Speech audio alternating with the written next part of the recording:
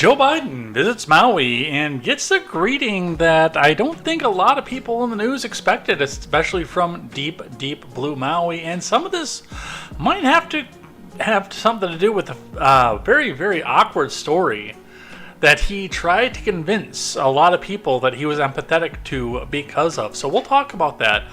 What happened there and what the reaction was over here today on a Contemporary. In other news, mask mandates have returned to Atlanta College and a Hollywood studio as scientists rush to figure out what is happening with a new variant of the pinko pox. So we'll go over some of that, what's happening there, and what we do with that, and what's going forward with that as well.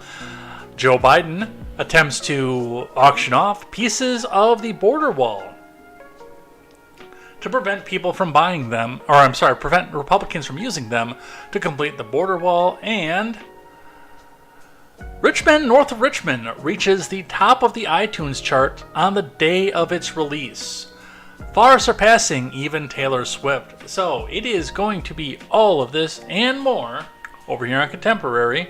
And look at those yo-yos. That's the way you do it. You play the guitar on the MTV. That ain't working. That's the way you do it.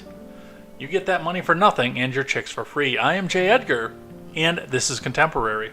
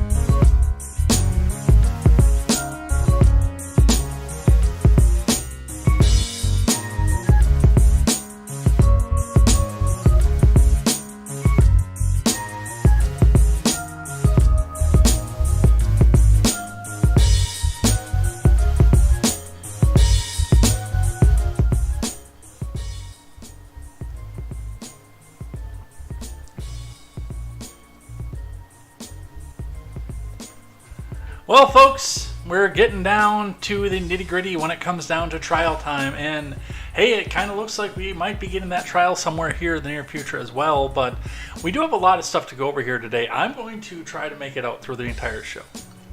I will fully confess I've had a stomach flu almost all day, and it is downright painful, but the news stops for nobody, and we had some fun stuff to go over here with this as well. So we're going to get to it. We'll talk about the rules of acquisition. We'll talk about Biden. We'll talk some more layoffs. We will talk about the wall, Donald Trump changing, and, you can tell that I have not been with it today at all. Joe Biden auctioning off pieces of the wall. We'll be talking about that.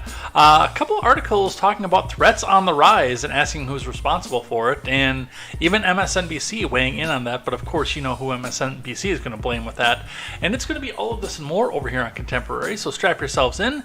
Find some friends, get some people in here. Let's have some conversations. Live chat will be reviewed as we go, so feel free to talk about what it is that you see and what you feel about what's going on here. And we're going to get started in the news. Before we do, make sure you guys go check out great programming such as the Daily Ignoramus, The Breakdown with Bergenoff, The R-Rated Conservative, The Porch Boys, Tweets by Brit, Mr. Behavior, The No Gimmicks Podcast, Silent Caster, Clown World Chronicles with Papa Palpatine, and Overruled with KTZed. Go check out all that great programming as we aim to bring you a better news and culture experience from the common man for the common man. That's right, stop getting your news and culture from people who wear suits that cost more than your house. Get your news and culture from people who are just like you. And with all of that, it's time for us to get into the main news of the day, and we are going to start with the Dow.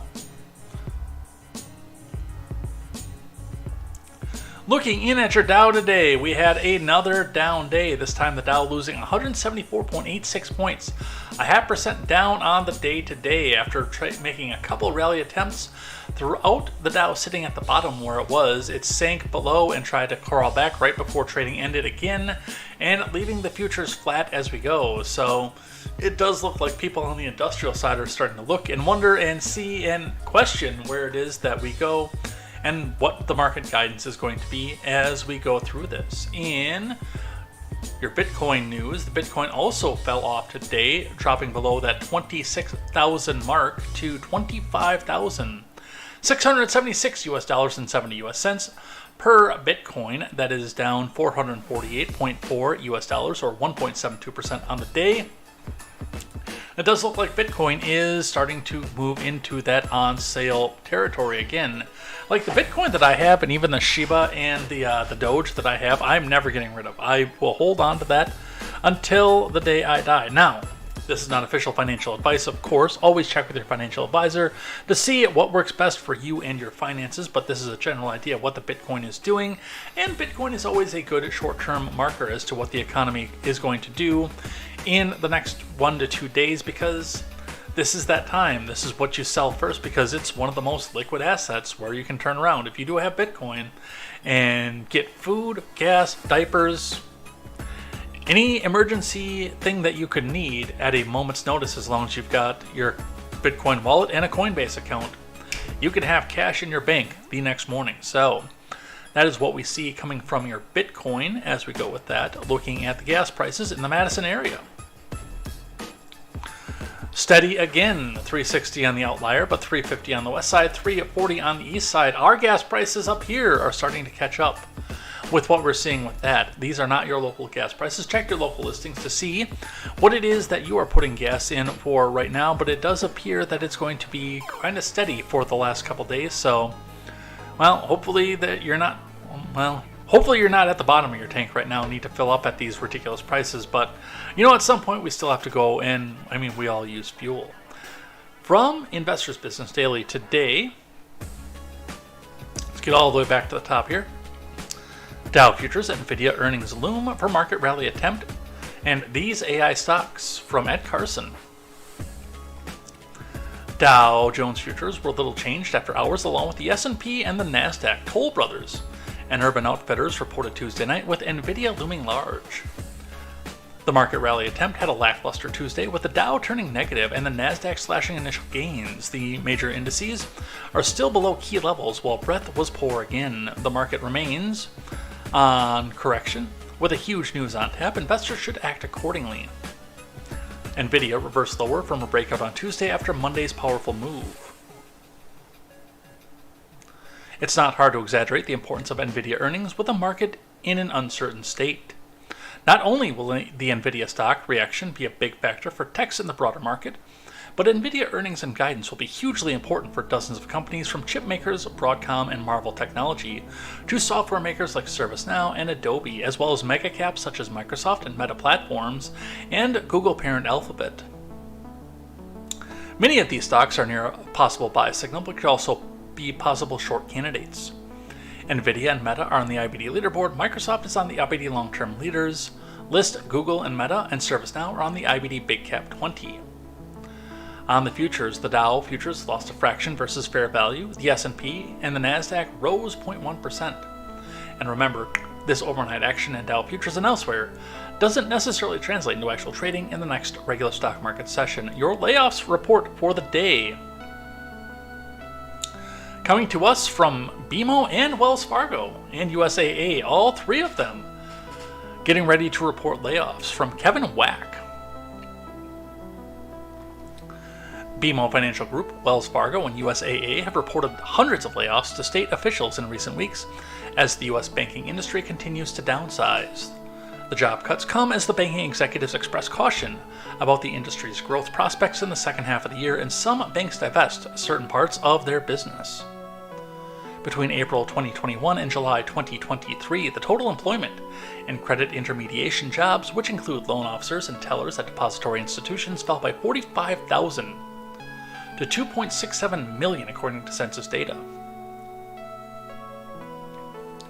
BMO, which has a large presence in California through its acquisition of Bank of the West earlier this year, recently informed the Golden State about plans for 248 layoffs. All the jobs affected are listed as being based in the Bay Area, although the numbers may include remote workers.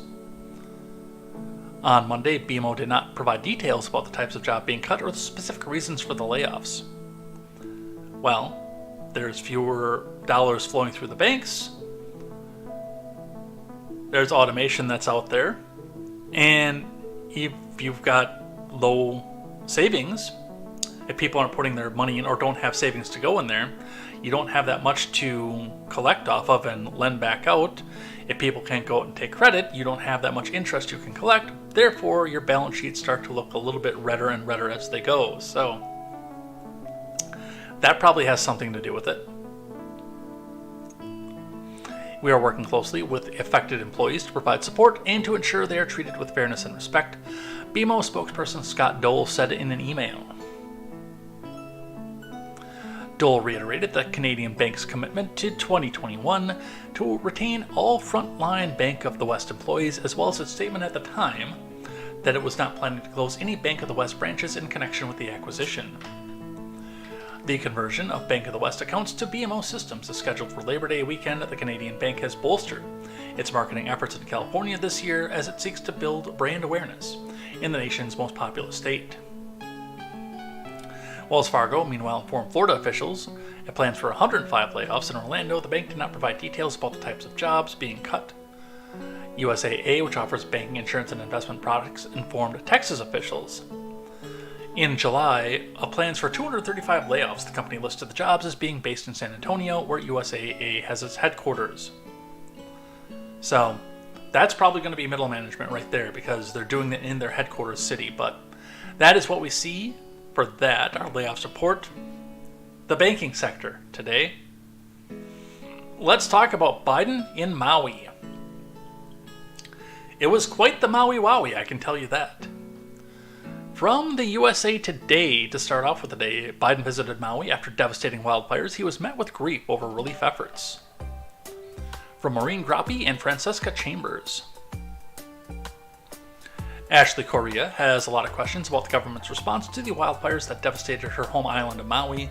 Why wasn't it faster? Why wasn't the emergency cash assistance greater?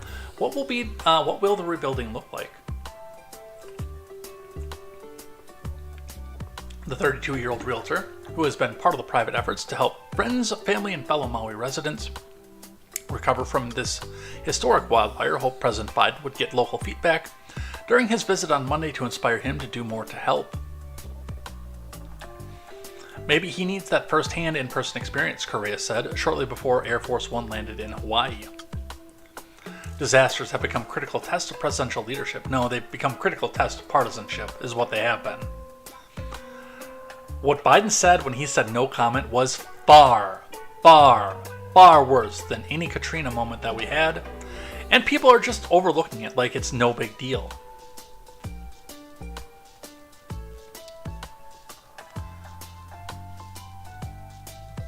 Biden's experience with personal loss has burnished his reputation as an empathizer-in-chief, but he came under scrutiny for declining to comment on wildfire relief efforts while relaxing in his Rehoboth Beach home earlier this month. He also faced criticism for waiting to visit Maui for nearly 2 weeks after the fires, a delay the White House said was necessary to avoid interfering with search and rescue efforts. Since then, the admin has made extra effort to detail how the federal government is responding to the deadliest U.S. wildfires in more than a century. They've distributed multiple summaries of federal efforts. Federal Emergency Management Admin Deanne Criswell twice visited the White House briefing room to personally update reporters. Biden spoke publicly about the wildfires 3 times before his visit. And as Biden headed to Hawaii, Principal Deputy Press Secretary Olivia Dalton emphasized to reporters that Hawaii's request for major disaster declaration was signed by the president within 63 minutes of it being received on August 10th. From the earliest hours after these wildfires broke out, and we saw the reports, the president engaged, she said. After getting an aerial tour of the damage and walking through a part of the Lahaina where the few buildings remain, Biden praised the courage of Hawaiians and said he knows that hollow feeling you have in your chest like you're being sucked into a black hole, wondering, will I ever get by this?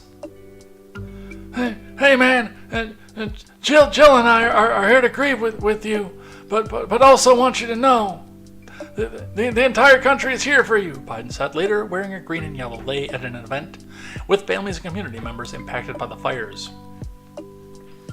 We're going to get it done for you, man, but get it done the way that you want it done.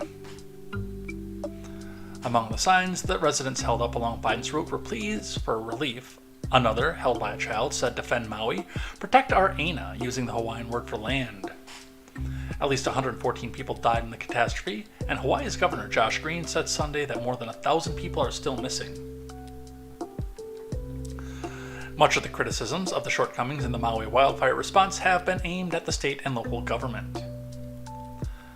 Maui's emergency administrator resigned amid the tragedy after defending the government's decision not to alert residents to the wildfires, though through the use of sirens, out of fear that residents would seek higher ground.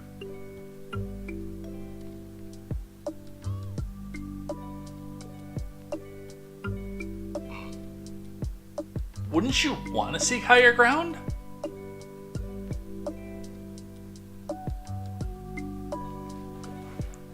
Okay, that makes absolutely no sense. The Hawaii governor acknowledged on Sunday that sirens on the island are typically used for tsunamis and hurricanes. It is the case, he said on CBS's Face the Nation program, that we've historically not used those kinds of warnings for fires. But he said the now resigned administrator's response was of course utterly unsatisfactory to the world. Biden's response has also been criticized, and we'll be talking about this a little bit in depth later, including by Maui Island resident Ella Sable Takdaran, who gave an emotional interview last week to CNN that's been widely circulated. Where's the president? She asked. Why are we getting put in the back pocket? Why are we being ignored? Well, because you are a safe blue voting district that hasn't voted red in 40 years. Historian Douglas Brinkley, who wrote a book about the response to Hurricane Katrina, said Biden has fallen very short on handling this emergency. His coming into Hawaii now is a bit of a Johnny-come-lately, Brinkley said on MSDNC on Monday. But Alfonso Pedraza Martinez, a professor at the University of Notre Dame's Mendoza College of Business, who has researched fire disasters, has a more mixed assessment. Pedraza Martinez said Biden's public comments could have been more assertive right after the fires, he said, but visiting the site earlier would not have been very helpful on the ground, and it could have had the opposite effect because it would have taken resources, such as personnel and vehicles, away from their focus on alleviating human suffering to keep the president safe. I'm pretty sure that's what the Secret Service is there for. Correa, who's been working with other private individuals and some nonprofits to get supplies to victims, said it felt like the federal government was slow to get involved. Once it did, she appreciated how search and rescue efforts were expanded, but Correa also said there's a perception that the U.S. has been more generous to other countries like Ukraine than it has been to those who lost everything in the wildfires.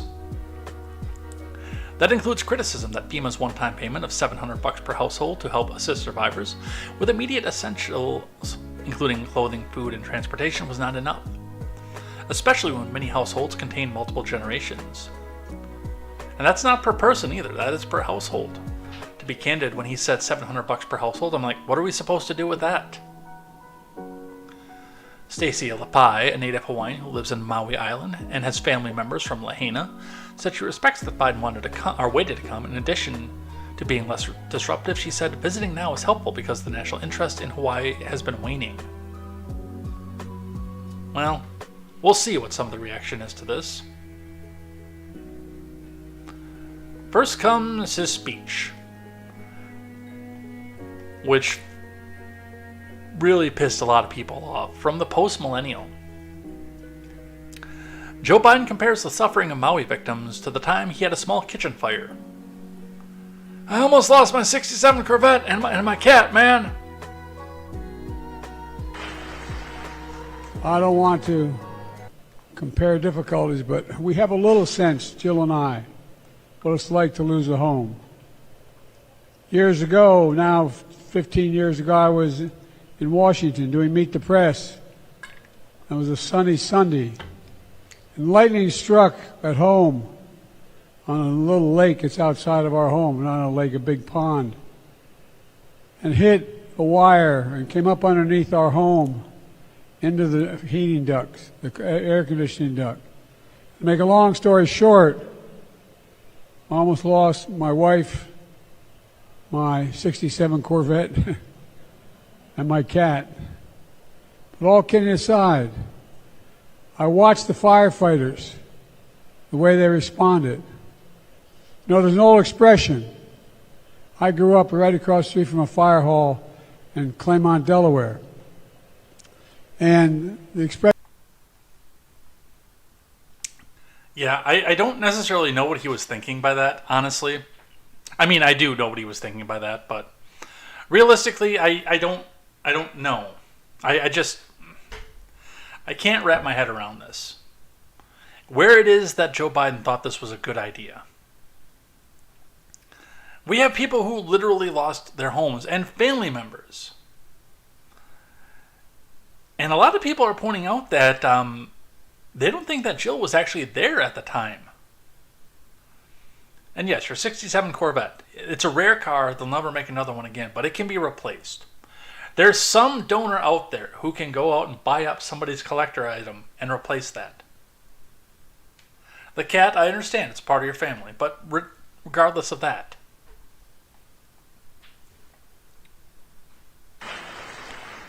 I don't want... From Newsweek, Joe Biden comparing Maui fires to almost losing his Corvette sparks fury from Julia Carbonaro. President Biden sparked outrage during his visit to Maui after making a joke that appeared to compare the deadly wildfires on the Hawaii island with almost losing his Corvette. Devastating wildfires swept across Maui on August 8th, reducing the historic and tourist town of Lahaina almost completely to ashes. Businesses and homes were destroyed and over 100 people were killed. About 850 are still unaccounted for, and hopes of finding them alive are slim, according to officials. After considerable pressure to pay a visit to the island last week, Biden traveled to Maui on Monday. The president and the First Lady, Jill, traveled by helicopter to the most affected areas on the island before meeting with local and community officials. During a speech to the crowd gathered in Lahaina, the president said he knew how it felt to lose a home. Well, no, you technically don't. Because if I remember correctly, you still live in that home.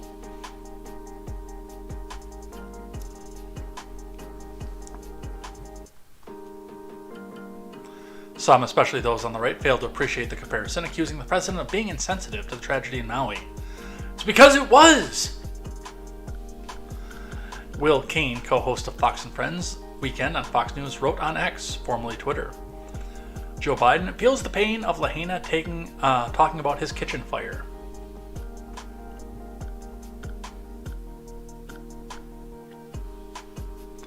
A restaurant owner in Kihei told the Daily Signal, a new site linked to conservative think tank, the Heritage Foundation. Because that makes a difference. Via text message, the comment was the most despicable thing the president has ever said. And that's, by the way, saying something. That dude has said some stupid shit. The president went on with the speech praising the work of the firefighters. All kidding aside, I watched the firefighters and the way they responded. And you're all crazy. Thanks God. People will run into flames to save other people.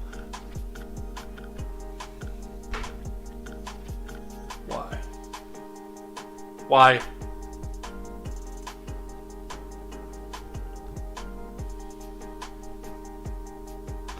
And they ran into flames to save my wife, to save my family. Not a joke, man. Some accused the president of embellishing a story that wasn't as dramatic as he tells it, because it wasn't. The story was debunked by the fire department, who said Biden's embellished what happened. Colin Rugg, an author at the conservative news website Trending Politics, wrote on X. A 22 article by the Washington Examiner reported that Biden had talked about the fire in his kitchen that year while visiting Colorado after the state was struck by a rare winter wildfire. On that occasion, too, the Republican National Committee Twitter account had accused Biden of exaggerating the story, citing an Associated Press report from 2004 seen by Newsweek that said the fire was a small one that was contained in the kitchen and was under control in 20 minutes. Biden's life has not been without tragedy. The president lost his wife Nelia and 13-year-old daughter Naomi in a car accident. Yes, we know about that. On December 18th, 72, his son Beau, former AG of Delaware, died in 2015 after receiving a brain cancer diagnosis.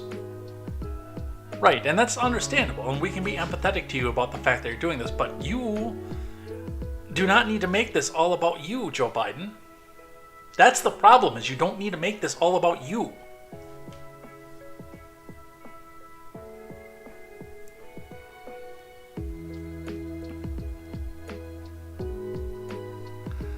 A little bit more on this one from Fox News. Maui residents shred Biden for tone-deaf comments during multi-million-dollar photo op visit. Outrageous. And yeah, I mean, this really was a photo op. From Taylor Penley. Some Lahaina residents on Maui blasted Biden's comments during his visit to the island on Monday, after deadly wildfires left a trail of devastation earlier this month, with one resident labeling some of the language as tone-deaf, and another writing off the visit as a multi-million-dollar photo op during their Thursday appearance on Fox and Friends First. Among Biden's comments under scrutiny, he compared the ravaging flames to a fire that started in his home in Delaware 15 years ago, retelling a story which he said the fire destroyed a significant portion of his residence. Look, man, I don't want to compare difficulties, but we have a little sense, Jill and I, of what it was like to lose a home. Years ago now, 15 years ago, I was in Washington doing Meet the Press. Yeah, we heard that speech. I think it was a bit tone-deaf, Maui resident Amanda Cassidy said of Biden's comments from Monday. However, I can understand how he was trying to meet us somewhere and say, I understand, but unfortunately, that is nothing that compares to what happened to our community, our beautiful little town, and the families of children who are lost and disabled and elderly. I mean, a car in your kitchen is kind of a little sad to hear. I think people really want to see you show up for us and provide an eighth of what you're giving to Ukraine. It's outrageous. Lahaina is so hurt right now, and that was tone deaf.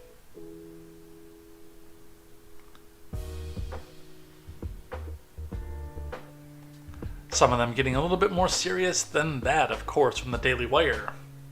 You almost lost your cat? Go fuck yourself, critics savage Biden after Maui speech from Hank Berrien.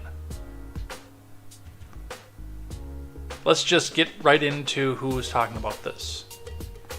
One man said in a viral video, hearing you talk about your house, that you had a little fire, you almost lost your house and your Corvette. There were children that were incinerated to ash, you fucking old man, you vile human being, one man said in a viral video. You're so out of touch with the common man, you don't even know how to speak to them, he continued. The only way you think you can establish commonality with them is to lie. The same thing happened to you no matter what the tragedy is. Yeah, he's got that on the bag too, by the way. He referenced Biden attempting to commiserate with Gold Star moms who lost their son in action by citing his son Bo's death from brain cancer. Your son wasn't killed in action, by the way. Your house didn't burn down. Your children weren't burned to death. And we've got the video here. It is almost impossible to believe that this guy, that this old man, this Walmart greeter, this fake installed president, why the fuck is his wife with him wherever he goes? We didn't hire this person. I didn't hire you, Joe. You're a traitor. I know what you are. I know what Kamala is. I know what the Democratic Party is. And I know that we have a constitutional crisis of epic proportion. But hearing you talk about your house that, had a little fire, you almost lost your cat and your Corvette. There are children that were incinerated to ash. You fucking old man. You vile human being. The only way you feel you're able to communicate and you have some kind of, you're so out of touch with the common man, you don't even understand how to speak to them. The only way you think you can establish commonality with them is to lie. That the same thing happened to you, no matter what the tragedy is. Your son wasn't killed in action, by the way. Your house didn't burn down. Your children weren't burned to death. How dare you get up there and speak this way? Your job is to go there and assuage them in a way that you talk to them about their loss. Now you can't imagine what it's like. Now you can't imagine what it's like never to find the bodies of the poor children that were sent home from schools that died alone. Alone. In fear. Without their parent or a guardian. That the most abhorrent thing happened. You're a disgusting, despicable bastard. You're too old. You need to step down from office. Maybe the cackling hyena behind you, maybe she'll rise to the occasion. She can't even form a coherent sentence. This is an outrage an outrage. We should just rebuild the goddamn thing the way it was. When you hear the psychopath, the first thing out of the governor's mouth was, we're going to reclaim the land for this or for that. Who the fuck are the people we hire in government? And if there's any truth to the matter that this idiot held back the water, he should be sent down to Guantanamo Bay.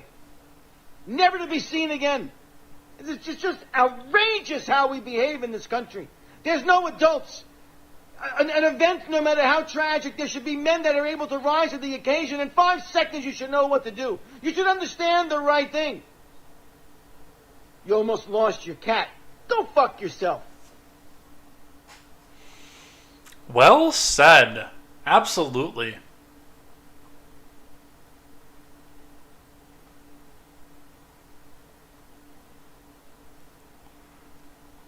And I mean, this is a sentiment that keeps going. The mainstream media will come back out here and sit back and defend this and say how wonderful this actually was, but that was a bad take by Biden. And his handlers do need to pay more attention to him, especially when he might start going off onto a tangent, but that's what they have for that.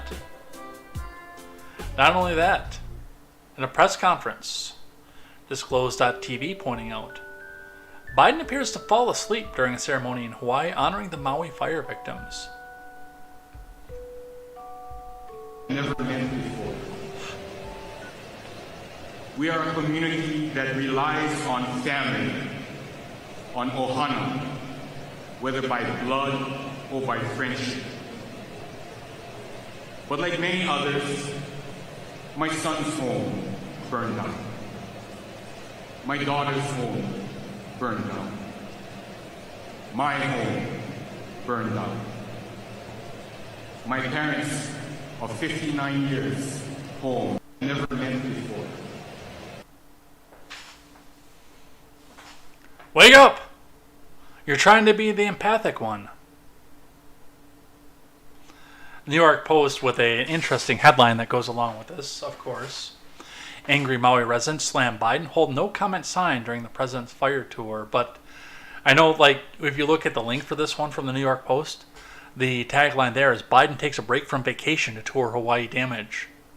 And it's also the same thing that's up in the headline. So they're not giving him any leeway on this one. From Stephen Nelson and Jack Morfett. President Brandon was greeted with middle fingers, chants of protest, and signs that said no comment. That's the best one right there. The signs that said no comment. That is perfect. As he arrived in Maui to tour wildfire damage after repeatedly declining to comment last week on the tragedy that killed at least 114 people. A group of several dozen residents of scorched western Miami heckled Biden's motorcade shortly after noon local time as it left tiny Kapalua Airport en route to the hardest hit areas in historic Lahaina, which was destroyed on August 8th. Go home, Joe, the locals chanted as Biden passed by moments before the president read a scripted speech touting the federal response despite criticism from residents who say not enough help has been offered. The president has taken intense criticism, including from fellow Democrats, for appearing aloof following the deadliest U.S. wildfires in more than a century. Yeah, he's getting replaced.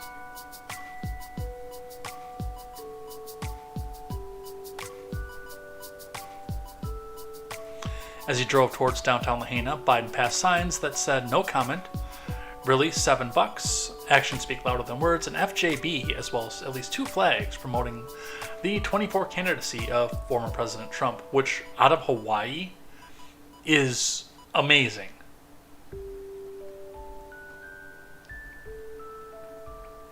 Where's the president been? Asked Dennis Mullen of nearby Kahana, who said the airport hosting the presidential helicopter hasn't been used much to deliver needed supplies. Any number of military aircraft, planes, and helicopters could have flown in here. To leave a town that was just devastated and shut down was just ridiculous. The runway wasn't cratered, Mullen told the Post. Meanwhile, Biden got the full White House treatment, delivering remarks from a lectern with a presidential seal amid the apocalyptic landscape following this month's deadly wildfires. This ain't it, dude. I'm telling you, this ain't it.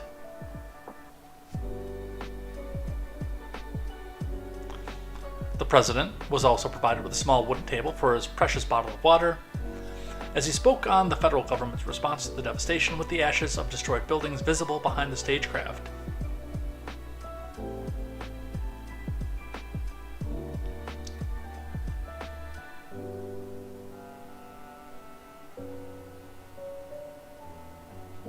Yep, there's Marine One right there.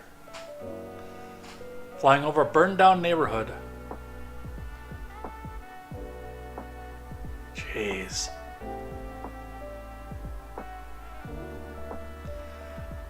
I have yet to see on X, by the way, and see if a bunch of people are criticizing the fact that he's wearing sneakers.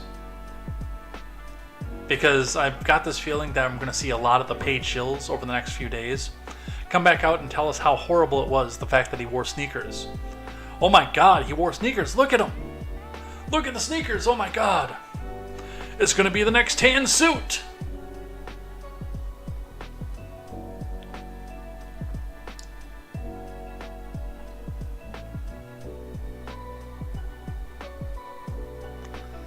Some of the reaction that he got from this, of course. Sleepy Joe landed in Hawaii. The entire population are shouting, "Fuck Joe Biden."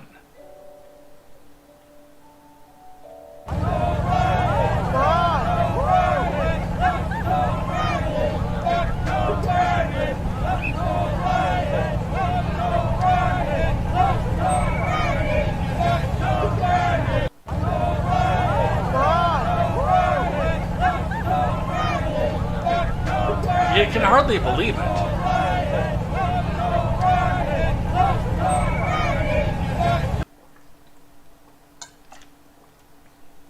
And not just for that, the motorcade too.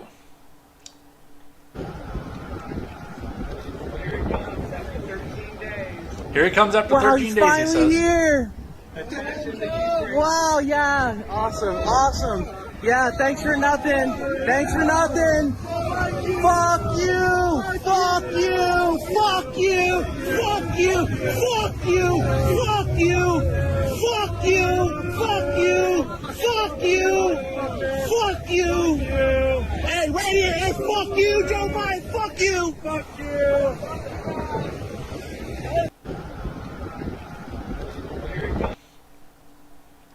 Now, what does this mean?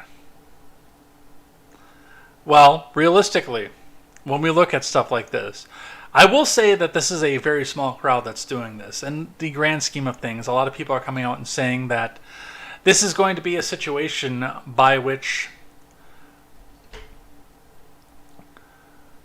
Hawaii is going to go red.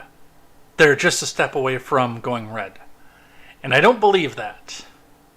I believe that they're deep blue guaranteed for the president or for any Democrat candidate out there. I think that's shaken. But as far as they go full red or hard red or anything else like that, no, because I don't necessarily believe that the belief structure is there for them to do so. They're still going to come out and it's going to be peace, love, and Ohana means family, and family means nobody gets left behind, and this kind of thing. And again, a big part of their island is tourism and the service industry, which means a lot of people who are running on a very low wage that think that a low wage for Hawaii, I should say, that think that they should be getting a higher wage. So demographically, I don't think that this is the slam dunk of this whole island's, or this whole state's going to wind up going Republican at this point.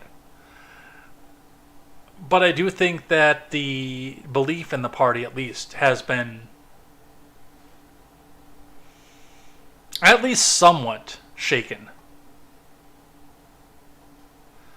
All right, that's what we have to say about Biden. Let's talk about the pinko pox. Scientists race to understand highly mutated coronavirus variants spotted in 4 countries, including the U.S. From Brenda Goodman. A highly mutated new variant of the virus that causes the pinko pox has countries on alert, as scientists scramble to understand how far it has spread and how well our immunity will defend against it. The new variant, called BA.2.86, and nicknamed Pyrola by variant hunters on social media, has more than 30 amino acid changes to its spike protein compared to its next closest ancestor. And you see, now that's scary. The BA.2 subvariant, by the way, Ermagerd. That's scary. Amino acids and changes and spike proteins. You better go get that jab and lock yourself down again. According to Dr. Jesse Bloom, who studies viral evolution at the Fred Hutchinson Cancer Center in Seattle, this makes it an evolutionary jump compared in size to that which originally gave rise to the Ermagerd. Bloom posted on his lab's website. By the way, we are going to do this again. This is going to happen again. It's going to happen this year, but it's going to be mild. They're going to boil the frog. This is coming in 2024. Full lockdowns, mail-in ballots, don't go, don't hug your family, don't do anything else. That's coming. The WHO designated BA.2.86 a variant under monitoring on Thursday, a designation that encourages countries to track and report the sequences that they find. Don't worry, there's not going to be a death counter on CNN. The variant under monitoring that causes more severe disease or evades existing vaccines or treatments can be upgraded to WHO's list of variants of interest or variants of concern. XBB 1.15, XBB 1.16, and EG5 are listed as variants of interest. WHO has not designated any variants of concern. Only 6 sequences of BA.2.86 have been reported in 4 countries, but epidemiologists are worried that it could represent many more because the worldwide monitoring of variants has dropped off. The variant was spotted by scientists in Israel on Sunday. Since then, Denmark has reported 3 sequences. 2 more sequences were reported in the US and in the UK, respectively.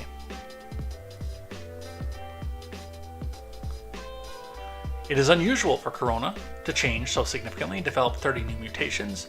The last time we saw such a big change was when Ermagerd appeared, said Morten Rasmussen, a senior researcher at the Stratton Serum Institute, in a news statement on the variant. The 3 cases in Denmark are in the people in different parts of the country who do not appear to have had contact with each other, according to the Institute. Yeah, that's kind of how the common cold goes, SSI scientists stress that it's still too early to say anything about the severity or contagiousness of the new variant. They're in the process of growing the virus variant to test it against human antibodies. Dr. Mandy Cohen, director of the U.S. Centers for Disease Control and Prevention, said Friday, the new variant shouldn't be any cause for alarm. No, again, we're not going to have the alarm until next year.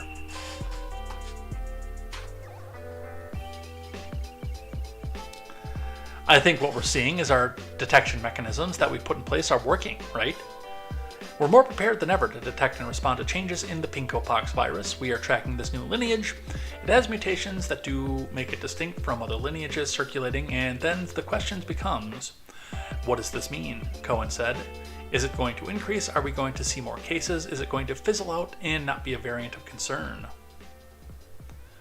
In a new threat assessment on the variant on Friday, the UK's Health Security Agency said that the fact that the sequences are in 4 different countries in people without recent travel histories suggests that there is established international transmission.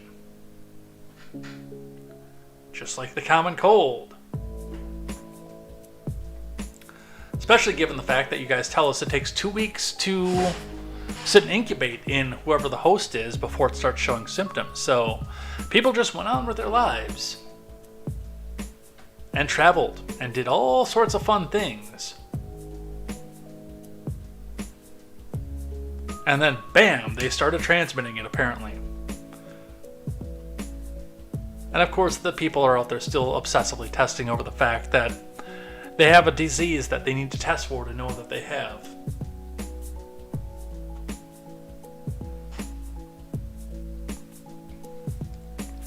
But that hasn't stopped the mandates from coming back. From Forbes, mask mandates return at Atlanta College Hollywood studio as pinkopox cases start to rise. From Molly Bohannon. A college in Atlanta and Lionsgate, a Hollywood studio, both announced that they're reinstating mask mandates this week as the pinko-pox cases rise due to the new Ares variant. Morris Brown College and HBCU announced Sunday that all students, faculty, and staff are required to wear a mask for the next 2 weeks when on campus due to reports of positive cases among students. The college also canceled all parties and large student events on campus for the next 2 weeks and said students will face temperature checks. Upon arriving on campus, data from the CDC shows the pinko-pox hospitalizations are up 30% statewide in Georgia, which means they went from 10 to 13, along with a recent spike in pinko-pox cases, according to CBS Atlanta. Lionsgate is reportedly also requiring employees to do a daily self-screening before they enter the office and stay home if they have symptoms or have traveled internationally in the last 10 days. Yeah, it's coming back. Are you ready for it? Are you ready to stay in your home for months, maybe years on end again? Now, I've heard other creators point out and talk about what may happen with this.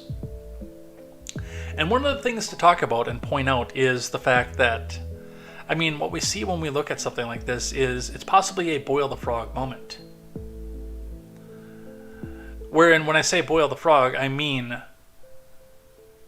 they're going to try to do little increments this time. Not just come out and panic and lock everything down all at once, but little increments here and there, like, oh, well, just throw a mask on again. Oh, do a little bit less partying and maybe go and do one trip to the store instead of a few throughout the week. And do things like that. Mr. Scott is here. Welcome.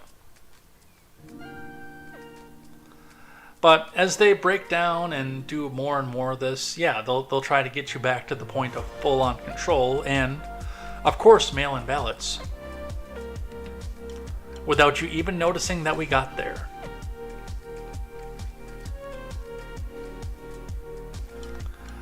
Let's go into the presidential race from the Hill.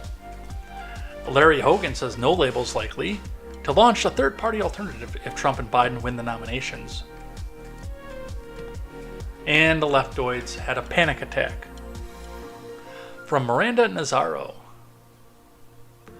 Former Maryland Governor Larry Hogan said Sunday that no labels will very likely launch a third-party alternative if former President Trump and President Biden win the nominations for their parties. One of the first demands that came out of this is not now, now is not the time, because the most important thing that we have to do is defeat Donald Trump.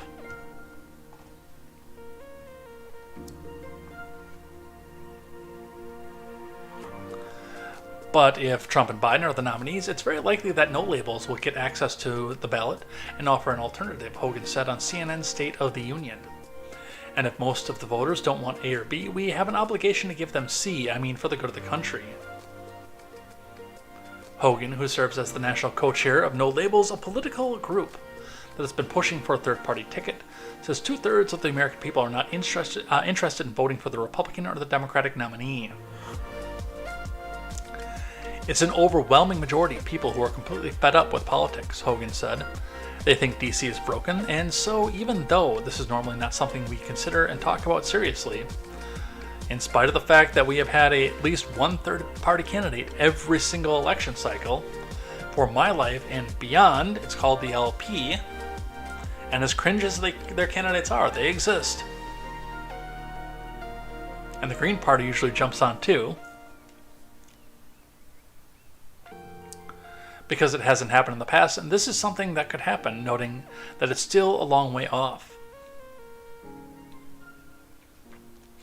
David Axelrod, a former senior advisor to President Obama, pushed back against Hogan's proposal on Sunday, saying, honestly, doesn't that pave the way for Trump? Doesn't that siphon votes from Biden and elect the person you have criticized so heavily?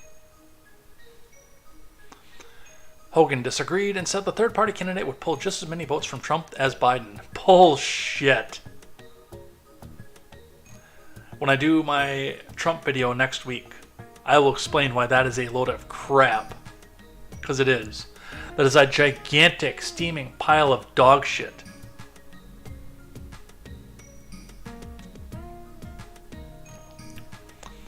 I love Larry Hogan, but that's just not true, Axelrod responded. I think that broken glass will be the jagged edge that cuts the throat of the Biden campaign. History shows that Trump has a high floor and a low ceiling. If you lower the ceiling to where his high floor is good enough to win, he will win, and he benefited from third parties in 2016. This would be a dreadful mistake if the goal is to deprive Trump of the presidency. Axelrod called it the former president's hope and prayer. Now, I actually agree with David Axelrod on this. But I also don't want to see Joe Biden be the president, so while I will not hold my nose and vote for Trump again because of what he did with the omnibus, to see Joe Biden deny the presidency is good enough of a reason for me to see this no labels party come up here and jump. Now, why do I say this? And what is it that I'm actually saying this? Now, on the Democrat side, there are people who are going to look in and say, I cannot vote for a Democrat, or I cannot vote for Trump. I cannot vote for any Republican. I will not do it, Sam I am. And the disaster. My savings are gone. I'm teetering on the edge of losing my house. I don't know what I'm going to do. I want to prop up this third party and see what they can do, because it seems that so much of the Democrat Party is so corporatized and they're using the progressives. I mean, all stuff that's true. But it's going to be people like my parents. Lifelong Union Democrats, and by the way, that's going to be the majority from what I've seen so far of the people who are naming themselves to be in no labels. But that's going to be the majority of people in here who are lifelong Union Democrats, left behind by the progressive wing, who could not jump over to the Trump train. My parents, I don't know what happened in 2020, honestly. I can't answer that, but I know that in 2016, I was hearing all the MSNBC talking points about the Donald, and how evil and how horrible he was, and how people like that couldn't go and vote for him. Still left behind by the progressive wing of the Democrat Party. These people are going to look for the No Labels Party as an alternative to go. But if you look at the Republican Party, and by the way, if you go back and look at and watch my video on Ron DeSantis, I talked about this and what's happening with this. Now, you do have the vote blue no matter who wing of the Democrat Party, but a lot of them are shills. They don't understand what the Democrat Party is. They've just been told by the teachers union for their entire lives that if a Republican were to happen to win somewhere or another, that means that will be the end of democracy, which means their hegemony as we know it. But there is a lot more on the Republican side of that. It's a broader coalition, especially in the wake of Joe Biden. There is going to be, no matter who the nominee is, a coalition on the Republican Party that is vote red or we're all dead. No matter who the nominee is, we have to vote Republican. Yes, that means even if we're going to come back out and hold our nose and vote for Trump, we will stand here and insult him. Tell him he's a sellout, he's under indictment, he's a dickwad, he's a philanderer, he's had 3 wives, he's got so many children by so many women, he's cheated on every woman he's been. They'll make all of those statements during the primary season to try to sway the public opinion. But in the end, whoever has that R next to their name is going to automatically get that vote. Whether you have to go back and go to the voting booth like this and do it or not.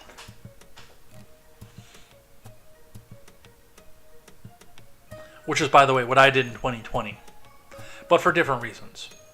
The philandry, the womanizing, the things like that. I didn't give a goddamn about that. It was the spending. I am a single issue voter.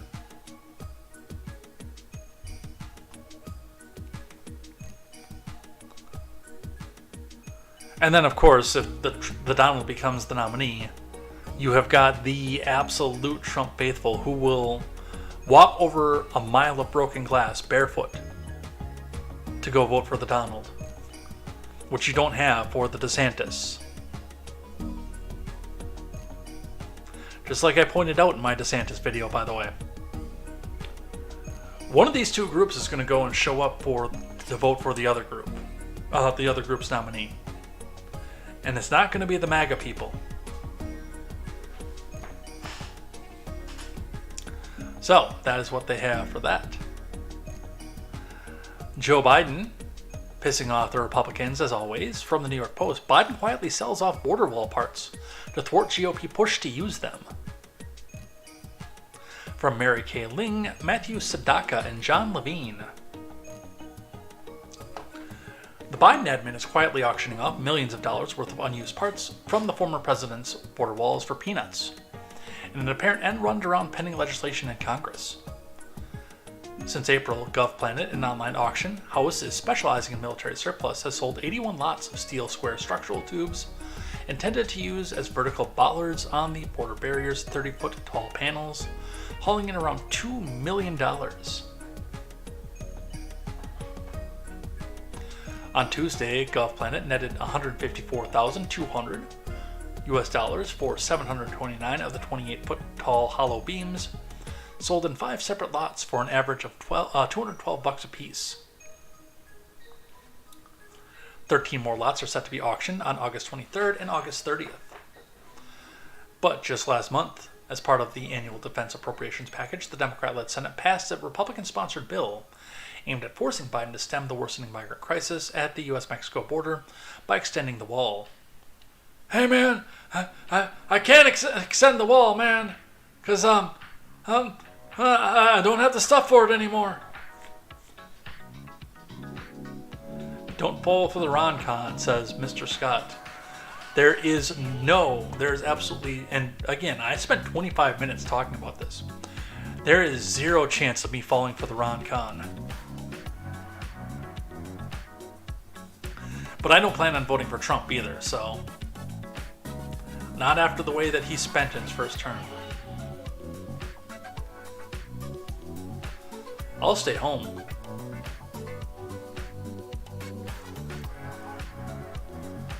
I'll stay home and troll door knockers. That's what I'll do. Up to $300 million worth of taxpayer-funded wall components have been left to rust since Biden came into office, Republicans have said. The Finished Act will make the feds use those materials on all new wall construction, or hand the remaining stock over to states like Texas for use in their own border defense projects, which will thus then be turned around and sued into oblivion because as soon as Texas starts using it for their border defense project, the State Department will come in and sue them and say, you can't do that. So, Republicans furious as Biden sells unused Trump border wall for millions. From Andrew Stanton over at Newsweek. Republicans expressed outrage at President Biden on Saturday following a report that the federal government is allegedly selling millions of dollars of unused parts of the U.S.-Mexico border wall.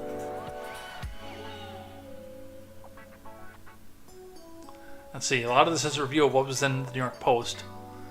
Let's look at the outrage. Joni Ernst of Iowa. Instead of securing the border, President Biden is auctioning off taxpayer-funded wall materials for pennies on the dollar. He cannot avoid Congress's accountability and must use these parts for their intended purposes. Build the wall and finish it. Well, not if they're not there. He can't. Nicole Malliotakis. Biden has no regard for taxpayer dollars. No shit, Sherlock. Or how his open border is bankrupting communities across the country that are putting the bill for his failures, said Malliotakis, who is battling to bar migrant shelters from the city's parks and military sites. Where is Malliotakis from, by the way? Nicole Malliotakis is a representative from New York, Staten Island.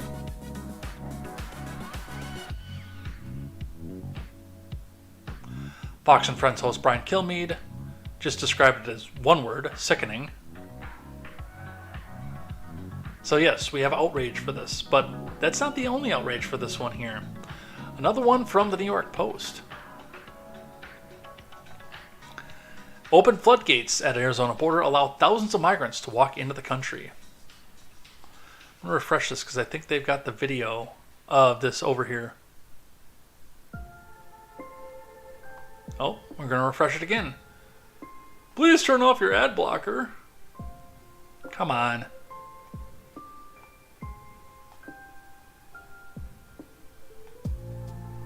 Yes, there we go. Border crossing in Tucson is now the nation's busiest illegal crossing point. They held the doors open in the bollard fencing and then they welded them open. I always have to wonder what my friend Saint has to say about that. The door to America is wide open. Thousands of migrants are flowing across the U.S. border in Arizona every day. Literally through open floodgates that have made the Tucson Post the busiest point of entry in the country, the Post has learned. U.S. officials have inexplicably welded 114 massive gates along the Arizona border to allow water to flow freely during the annual monsoon season. Well, that was the point of having the bollards, so that water could flow freely. And for the migration of the endangered species of antelope, officials said.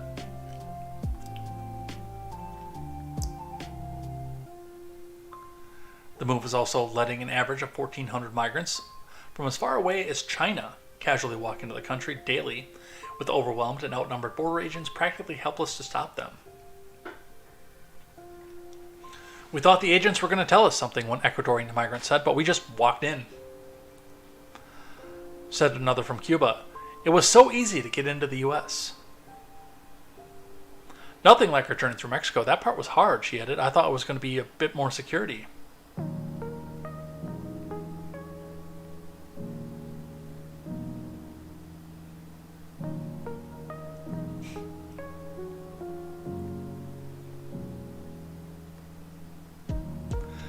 A steel monument of uselessness.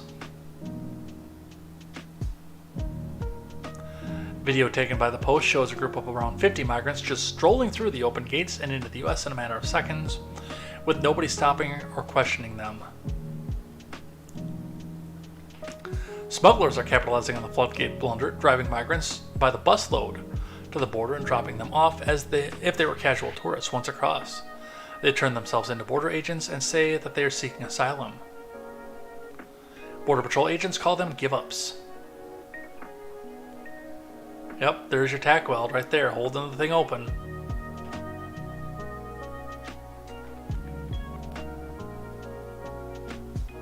We haven't seen this many migrants since about '08, said Adam Isaacson, Director for Defense Oversight of the Advocacy Group for Washington Office in Latin America. With the end of Title 42, in a way that nobody oversaw, it seems to come back to Tucson. Yeah, who could have seen that coming? Who could have seen that coming?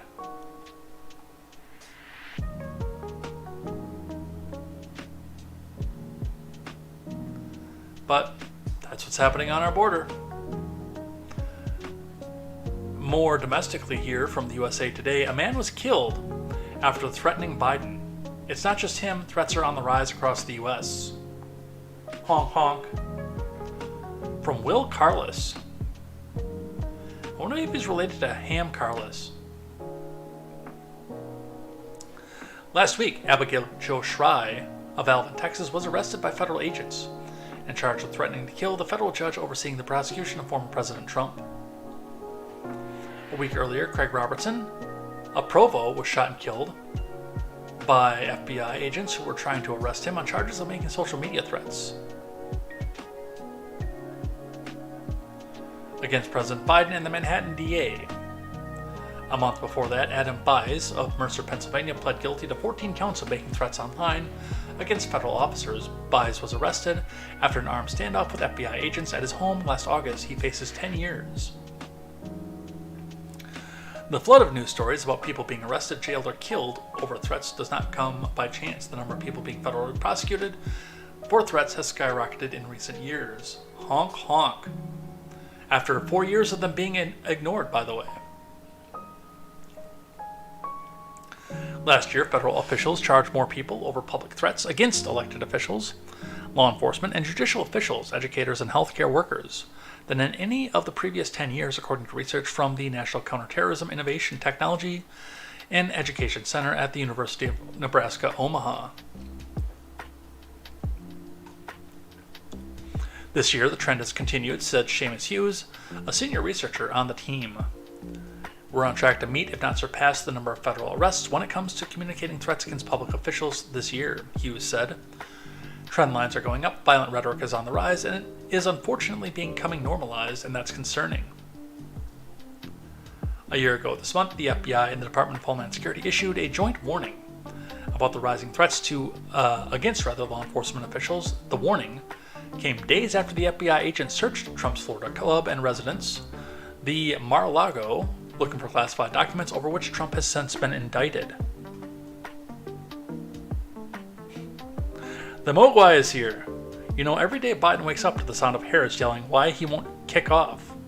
To which Biden is wondering who's playing football at this hour. It's funny, even though, again, they don't live in the same place, but still, we get the idea.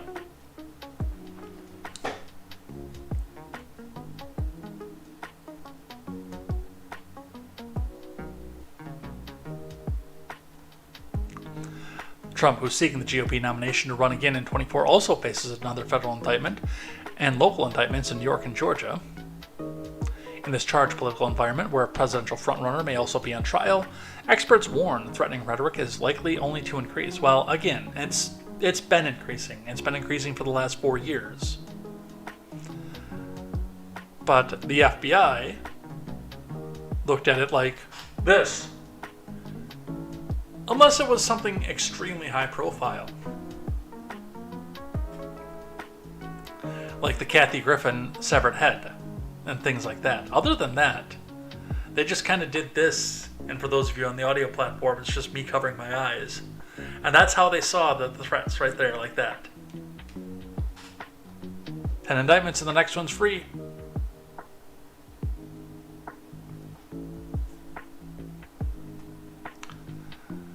Federal law contains provisions that outlaw threats in various forms against federal officials or their families, federal employees, federal agencies, witnesses, and voters. The law also broadly prohibits any communications containing a threat if it crosses state or county lines or country lines in any way, a scenario that often applies to communications on a phone network or the internet. Threats on their own may not always seem equally likely to lead to violence. So, and what's funny here is, like, they go down through and talk about all the people who are threatening the federal agents, the prosecutors who are against Trump, Joe Biden himself, and a myriad of other people that are threatening to the left. And yet we just, last week, talked about the woman in Illinois who had a detailed plan to go shoot both the president and his minor son. And the only people that covered it were the Daily Wire.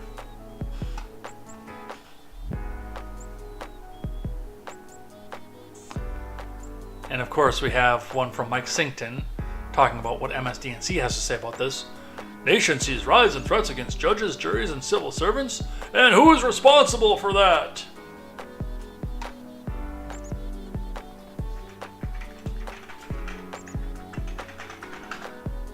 Well, if you actually analyze this objectively and looked at what was coming from both sides,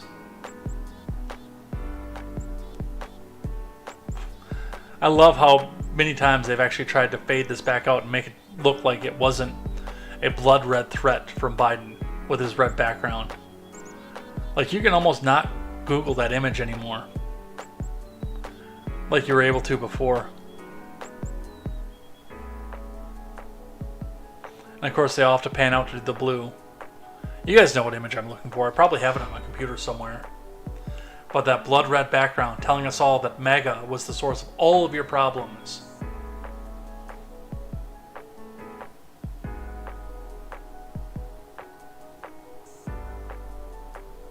Yeah, they definitely worked on scrubbing that one from Google.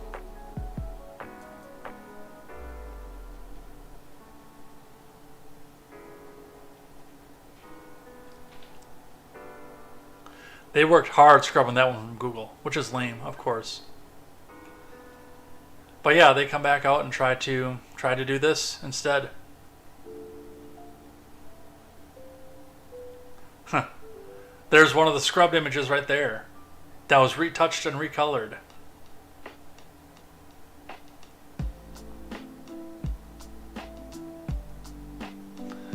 All right, from CNN Business, and we've got a video clip of CNN talking about this too, by the way, because they seem quite perturbed by this. A virtually unknown conservative singer just rocketed to the top of the charts. Here's why it won't be the last time. I can tell you in a second why it won't be the last time.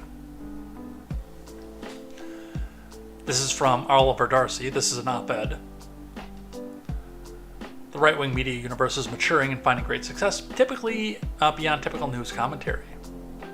The latest example, Oliver Anthony Music's smash hit, Rich Men North of Richmond, the anti-Washington anthem, a screed against politicians depicted as depraved and out-of-touch bureaucrats who want total control over the lives of the working class. I mean, where's the lie? Debuted Monday at number 1 on Billboard's Hot 100 singles chart.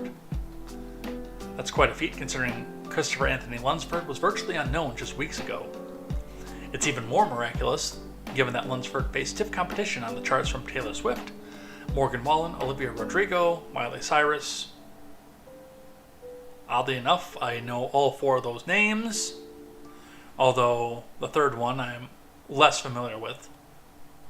And other A-list performers. Billboard said that it's the first time an artist has ever launched atop the list with no prior chart history in any form. But it's representative of a growing trend in which performers like Lunsford are tapping into an environment in which millions of Americans, primed to loathe the mainstream pop culture and media, are willing to open their pocketbooks to champion their politics. It's also illustrative of the power amassed by right-wing media forces taking unknown quantities and churning them out into overnight blockbuster hits, a weaponized cudgel against perceived enemies in the mainstream institutions. Oh, fucking spare me.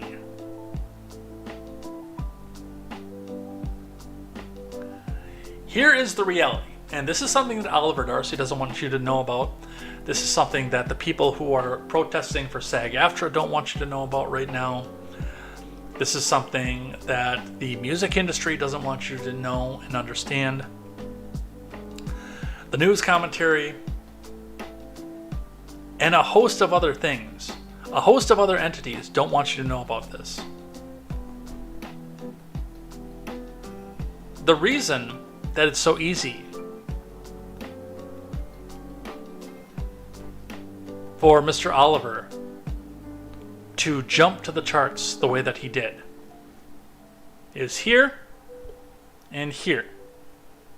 For those of you again listening to the audio platform, my microphone and my webcam, and the fact that so many laptops nowadays even just come with a webcam by default, automatically. Anybody in the world, and I mean this goes the same thing by the way for porn and OnlyFans too. We talked about this, Brew and I talked about this on Thursday. The reality, and TikTok is doing some of this too, is that absolutely anybody can go out and go outside the dedicated channels of models, modeling, music, movies. That's going to come down the pike too, by the way. Movies, fanfic, news commentary. Sitcoms are going to come at some point here because you can go and post whatever it is that you want up to YouTube and hope and pray that people come back and discover it. And you don't have to have any prior experience whatsoever doing so. Now, for some of us, and especially with YouTube, we're getting algorithmically throttled, like me. Whereas when I first started, and the throttling started probably about 4 months into me making YouTube videos.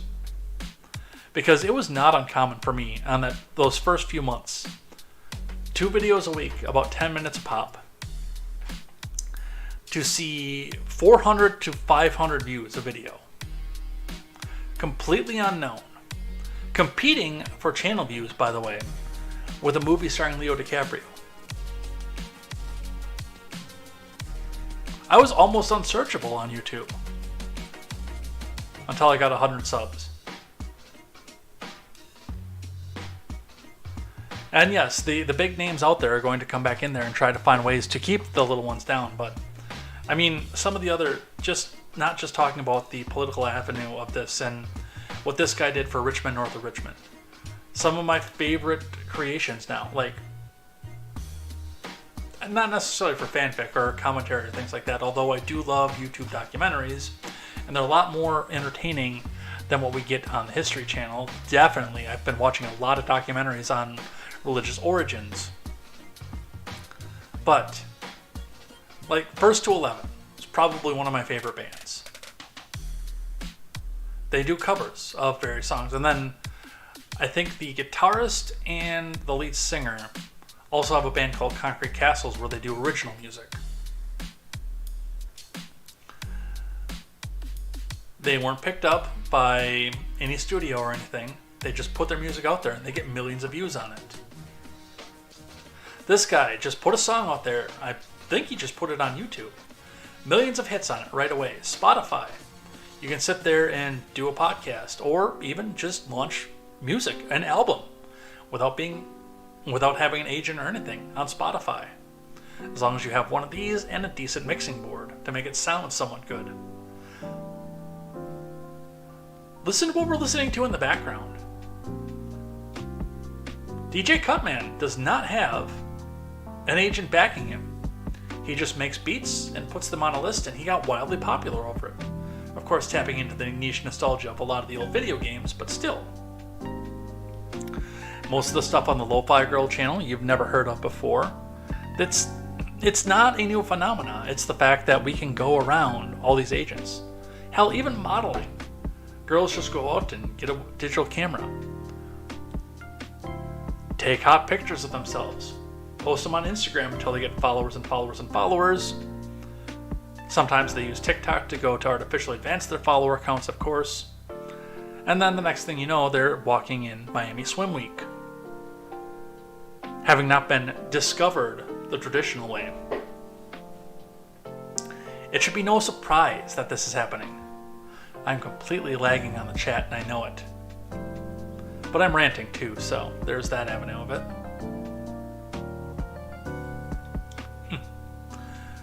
Boba says at this point the biggest threat to Biden is a set of steps. Yes, especially if it's going to Air Force One.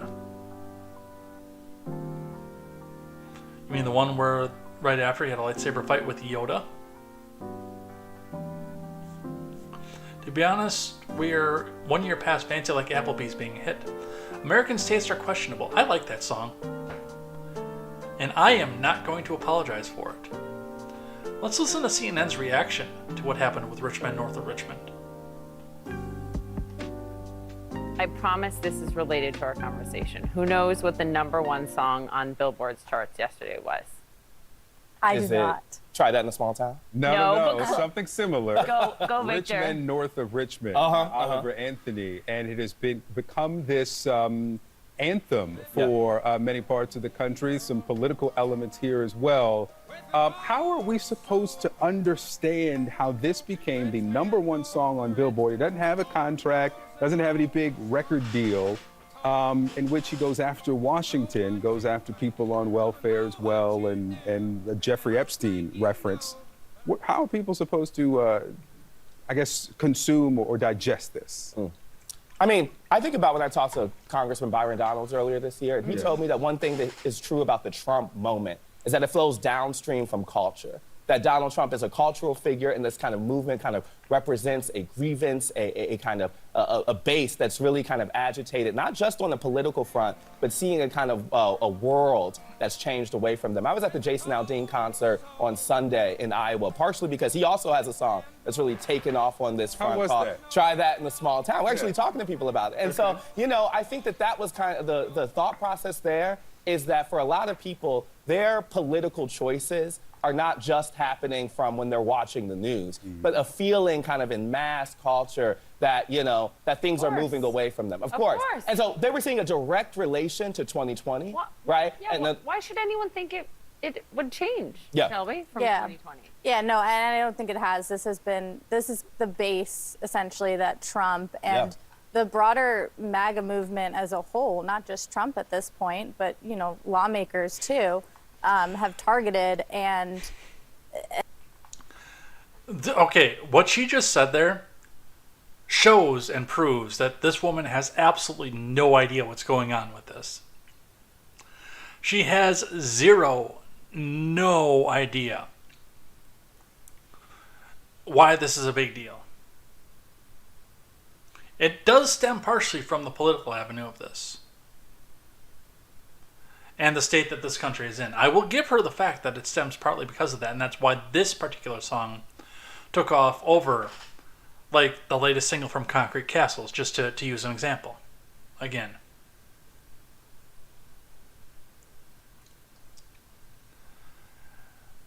But again, we see 4 people entrenched in the culture who live under contracts, whose entire income comes from the fact that they are under a contract, trying to explain away why people are starting to hate corporate music. Whereas again, the only thing that you're allowed to like and listen to is stuff that was approved by an agent somewhere.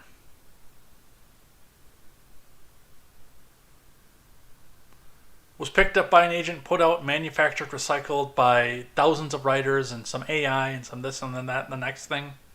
Instead of what's actually come from somebody's heart. What somebody actually put blood, sweat, and tears into. You know, like music used to be back before it started to blow.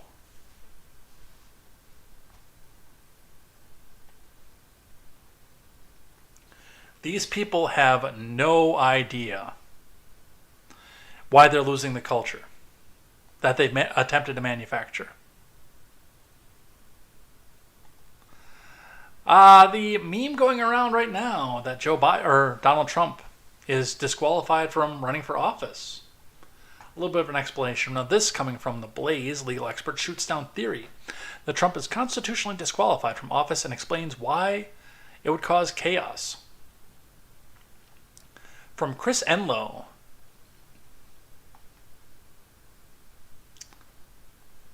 Former federal prosecutor Ellie Honig explained Monday why Donald Trump cannot be made ineligible to run for the presidency under the Constitution's 14th Amendment. He can, but they're not going down the right road to do this. I'd like to hear what Honig has to say, but he actually can be disqualified. But they have to go through a completely different set of methodology to do it than what they're doing. Over the weekend, legal scholar Lawrence Tribe and the former U.S. Court of Appeals Judge Michael Luttig published an essay in The Atlantic, which should tell you all that you need to know about this article, arguing that Trump, despite not having been convicted of any crime, is constitutionally disqualified for a run in 24.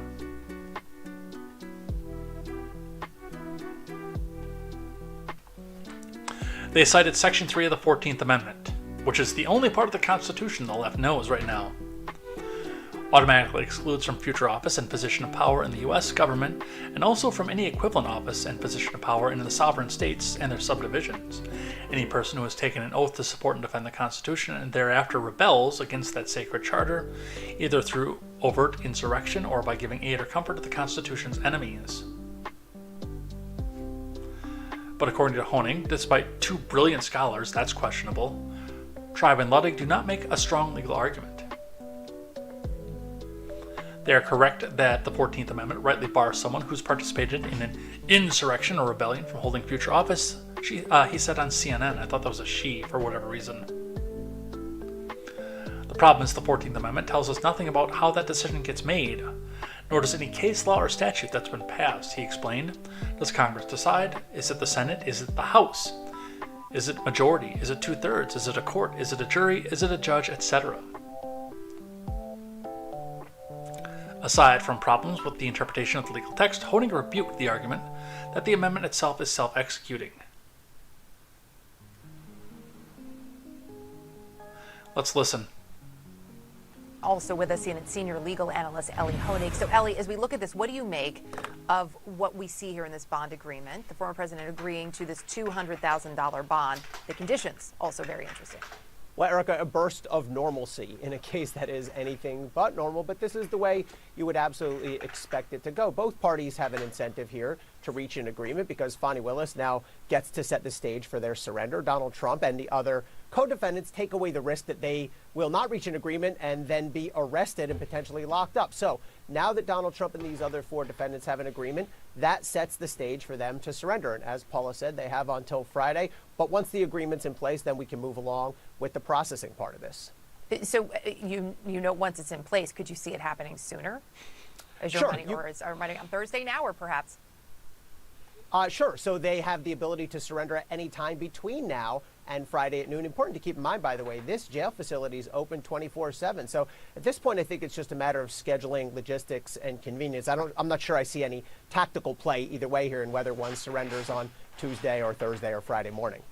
So I was struck by, we saw this in John Eastman's bond agreement, right, that the defendant can't communicate directly or indirectly about these terms with other co-defendants or communicate with potential witnesses. What was interesting, though, and what we're seeing for Donald Trump, as Paula pointed out, that there are also conditions in here. Surprised by that? I think it's smart by the DA, room for interpretation. And so if I'm in the DA's shoes here, I want to be as all out that tactic in advance and say that's something that we know. Fingerprinted, having his mug about now are consistent with that. This is what happens in, I don't think either of those things would be an issue for Donald Trump. And if I'm in Donald Trump's attorney's shoes here, I'm not sure where I would come out on this. On the one hand, the temperature as low as possible. Political element. Yeah, I think if you're the DA, you have to be aware of the fact, experts, that that would not be acceptable. I wouldn't challenge that. But something like a mugshot, if I felt. So they make the case in a piece in The Atlantic that the Constitution here we go, prohibits finally. Trump From every. So they put this whole 5.5-minute clip up here, and the part that the Blaze, for whichever reason doesn't cue, didn't get to it until 4:13. I apologize for having to listen to that first minute and a half. That was irrelevant to the conversation.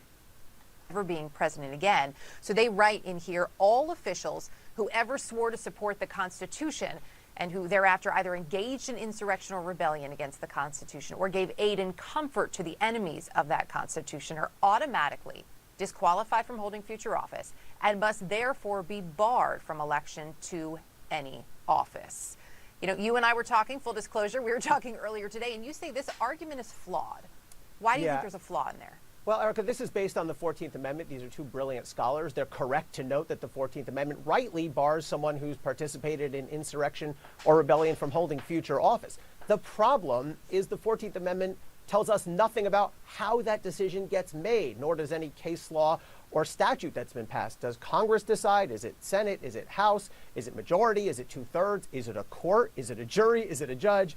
Etc. And what they propose in the article is they say, well, it's self-executing, which that does not do it for me. What they're proposing essentially is, well, every state, local, county official who handles ballots will just decide on their own whether he's disqualified or not. That would lead to wild inconsistency and chaos, and I don't think that's a viable, practical solution here. All right. And by the way, to go on to what he said, it's not 2/3. It's not the House. It's not the Senate. It's not the combined Congress. It's not the Supreme Court. It's not the majority. It's not anything else. The words of the Fifth Amendment to the United States. No person shall be held to answer for a capital or otherwise infamous crime unless on a presentation or indictment of a grand jury, which explains how you get to the court. This condition has been met. Except in a case, well, except for insurrection, of course, because that's not on the table in any of the charges. Except in cases arising in the land or naval forces or in the militia, when in actual service in the time of war or public danger, nor shall any person be subject for the same offense to be twice put in jeopardy of life or limb. This is a little bit of a gray area that's actually happening with Hunter right now. Nor shall be compelled in any criminal case to be a witness against himself, plead the Fifth. And this is the important part. Nor be deprived of life, liberty, or property without the due process of law. I'm going to read that again. Nor be deprived of life, liberty, or property without due process of law. A conviction. Due process of law. You have to go through your court, stand in front of a jury of your peers, and actually be convicted of the crime that's described in the 14th Amendment. In this case, insurrection. And just for good measure, a reminder, nor shall private property be taken for public use. Mar-a-Lago. Oh! Sorry, I had something to clear out of my throat there. Without just compensation.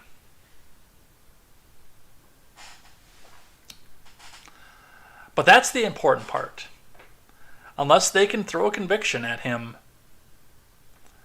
for seditious conspiracy, treason, or insurrection, he can run from prison if he actually wants to.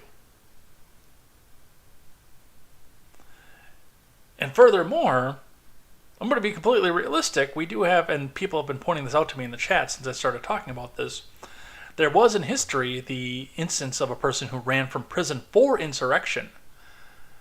If we take the 5th and the 14th Amendment at their words, that probably shouldn't have been possible, but he did it.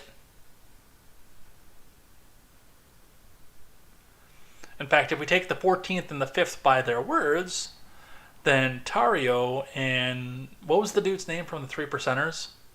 Yeah, they can't. They can't run for office.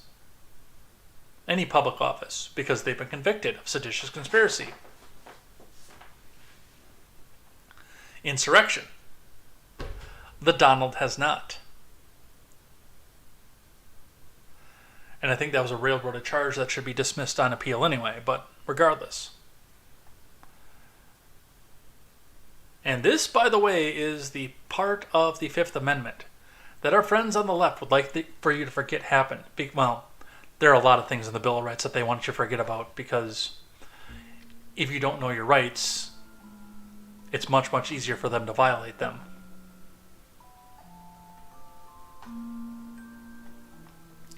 So no, I will say right off the bat, it's not a Congress. It's not 2/3 or half or 3/5 or anything else like that. It is on the decision of 12 men. And of course, the prosecution to bring a charge forward that would actually disqualify him from office, which they have not done yet.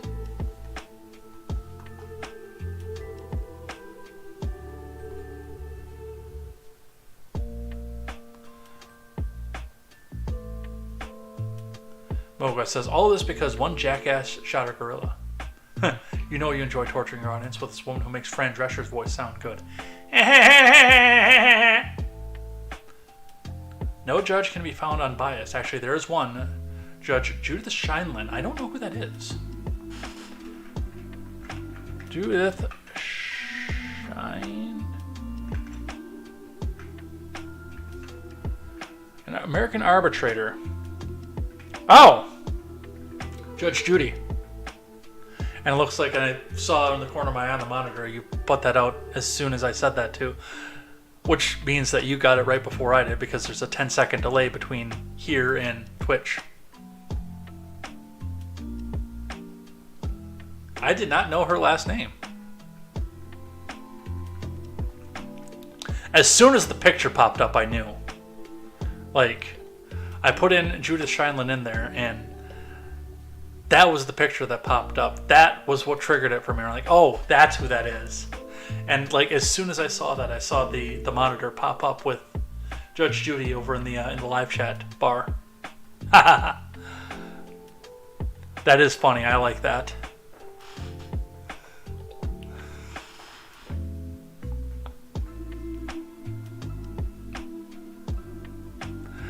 All right, what else do we have? This has been a fun episode. I'm glad I didn't skip, by the way. I was going to. I was sick enough that I almost felt that I couldn't do it. But I've had a lot of fun tonight, and everybody who popped in, and you lurkers out there too. Come on, say something sometime. I see you lurking over there on Rumble. Don't be shy. You're on Rumble.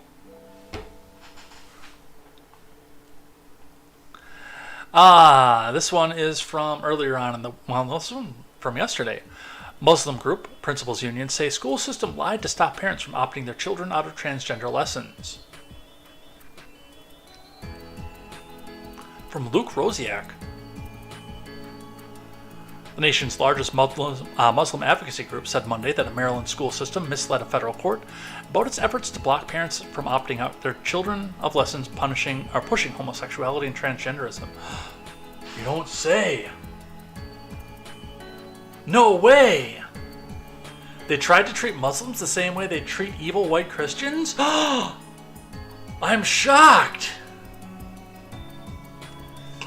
But this is going to go further among left-right circles because of those 4 letters right there. For those of you listening on the audio platforms, that is Charlie Alpha India Romeo. CAIR, CARE. The Council on American Islamic Relations also obtained documents showing that a labor union representing principals harbored similar concerns, with principals saying the Montgomery County Public Schools was publicly telling parents it wouldn't indoctrinate kids.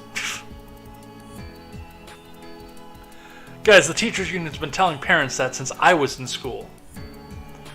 And I graduated in 2002. That's been 20 years. 21 years.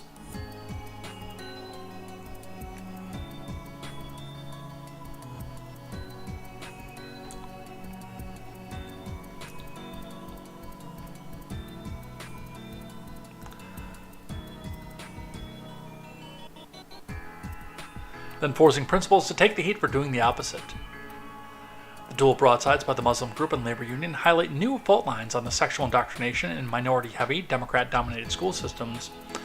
Like MCPS, a large district outside of D.C., hundreds of immigrants were gathered for a protest this summer to advocate for parental rights, while white female Democrat activists shouted them down, because of course they did. Jeez. Who could have seen any of that coming? MCPS claimed it prohibited opt-outs because so many parents wanted to opt out that it was causing disruption. Does that not tell you that this is a bad idea? I mean, read the room, you morons.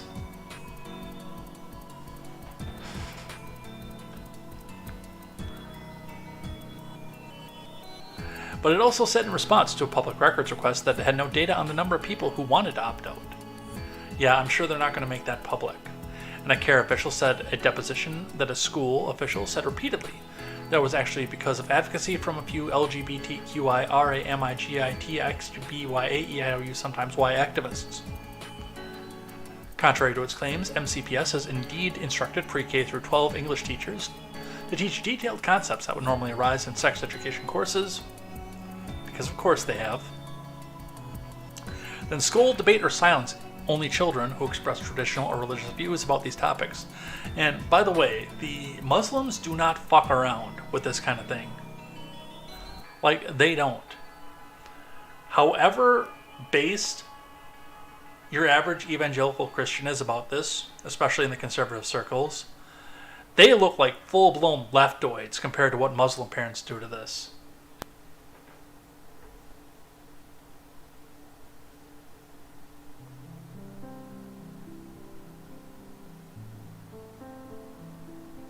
Emails show the district's principals union wrote in November 2022 that principals are angry that the school district was publicly telling parents that it wouldn't indoctrinate their kids, then leaving principals to take the fire when they were ordered to do it anyway.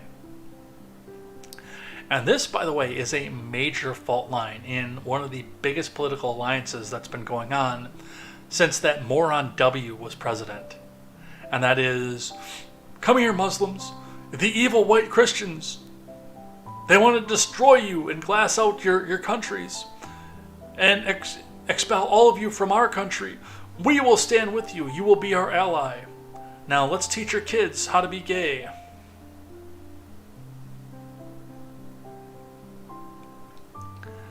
I mean, I kind of want to get some popcorn for this and watch how this goes.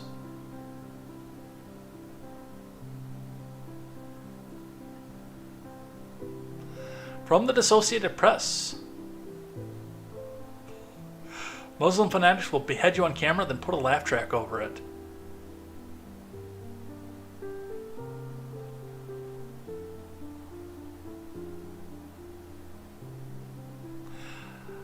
I don't know if I should be horrified with myself that I actually want to see that.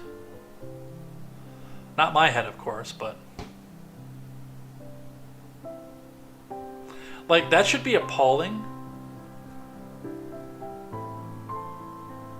but I feel like I might still laugh. A Georgia school board fires a teacher for reading a book to students about gender identity. From Jeff Amy. A Georgia school board voted along party lines Thursday to fire a teacher after officials said she improperly read a book on gender fluidity to her 5th grade class. A question was brought up on this, by the way, in the Discord over why people were still having books read to them in 5th grade, and actually, as far as I know, that's not that uncommon. Like, our teacher in 5th grade read The Indian in the Cupboard to us. I am trying to think what the other one was, but there was another really, really big one that our teacher read to us, both of which I had already read. So it was a little bit boring to me, but regardless. I think I read The Indian in the Cupboard when I was in 2nd grade. Man, I wish I could think of what the other one was offhand.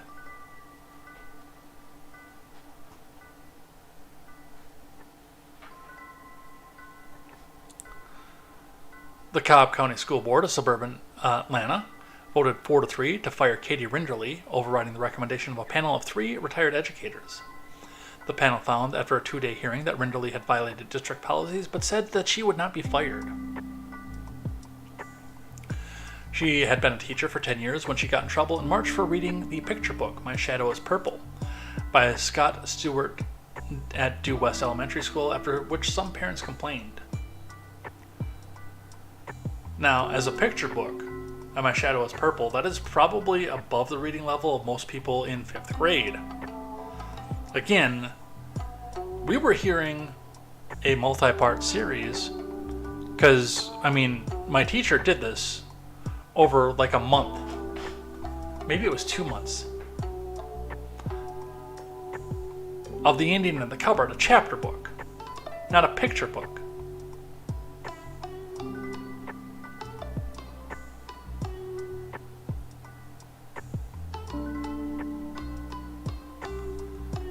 And the fact that there's a picture book about gender fluidity, that's a completely different conversation by itself. But there are parents out there that are sick enough that they'll go out and buy that for their kids to tell them, hey, you know, this is how you're supposed to feel about yourself now. Be a special little snowflake and be gender fluid. Which is fine for those parents. I think it's detestable, but I don't think there should be any legal repercussions to this, but this is a taxpayer-funded situation. There's no place for that. If the parents want this twisted ideology in their kids' minds, let them do it.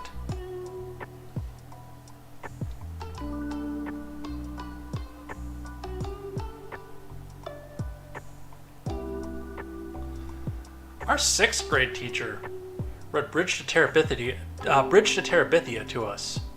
In 6th grade, by the way. That was a screwed up one to read to a bunch of budding hormonal kids.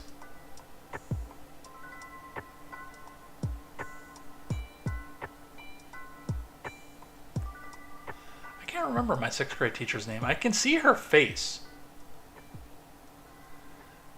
And I know it started with an S. Why can I not think of her name?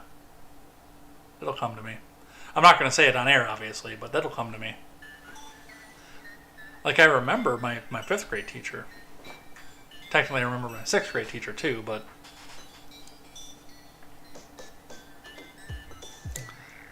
the case has drawn much wide attention as a test of what public school teachers can teach in the class, how much a school system can control teachers, and whether parents can veto instruction they dislike. It comes amid a nationwide conservative backlash to books and teaching about LGBTQI/RAMIGIXTVY sometimes Y subjects in school. Rinderly declined a comment after the vote, but released a statement through the SPLC, which helped to represent her, because of course they did.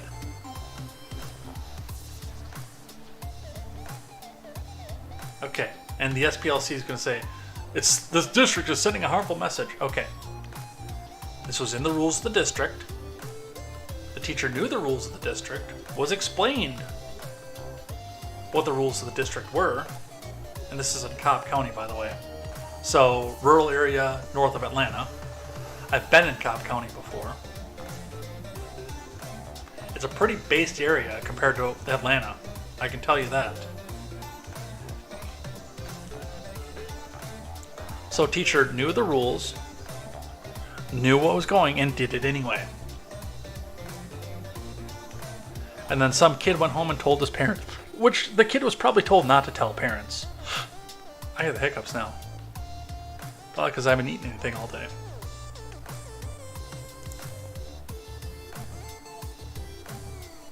You broke the rules, you got fired. End of story. Alright, from the Daily Wire, exclusive. Florida fines Medicaid providers for using tax dollars to cover trans treatments for minors. From Megan Basham. 5 Medicaid insurers have violated Florida's rule against using taxpayer funds to provide transgender treatments, and the state is now fining them for the action. It's the first time any state has taken this step in regard to a gender transition coverage. Among the procedures, one of the plans covered was a double mastectomy on a 16-year-old girl. The other plans paid for puberty blockers and cross-sex hormones for minors. Florida health officials sent out letters informing the providers they were being fined over the violations late on Thursday. These plans recklessly continue to cover these services with permanent harmful effects after the rule was adopted. Jason Weida, Secretary of the Agency for Healthcare Administration, told the Daily Wire news podcast Morning Wire they will not stand in the way of our fight to protect the innocence of Florida's kids. I can't believe that's a Medicaid-covered procedure to begin with. Government funding to go back and do what is essentially cosmetic surgery. Especially in the case of the mastectomy. Now, the hormones thing, there's an argument there. I don't like the argument, but it does exist.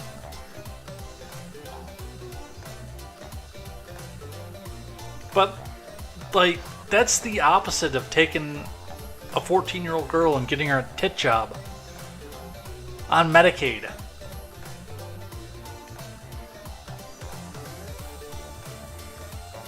Do you guys hear yourselves at this point?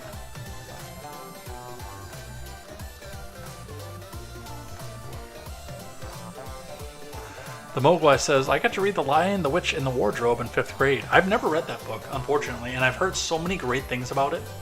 It is in my reading list, but I've never read that book. Never seen the movie either. I was inspired to go home and search my closet for a secret world. Spoiler alert, all I found was a South Carolina U.S. Senator. Lindsey Graham, everybody!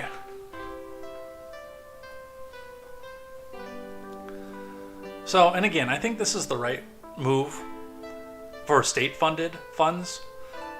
Now again, if you guys want to have a talk about paying out of pocket for something like this, which is despicable in and of itself, but I'm libertarian, so I cannot, under good conscience, say, thou shalt never, never, never, never use your money how you see fit. I will criticize you for it, but that shouldn't be against the law. Or private insurance. Still, I think it's a despicable thing, but that's your agreement with a private company and a private doctor.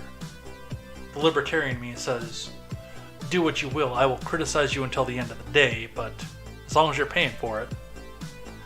But for using this for Medicaid, seriously?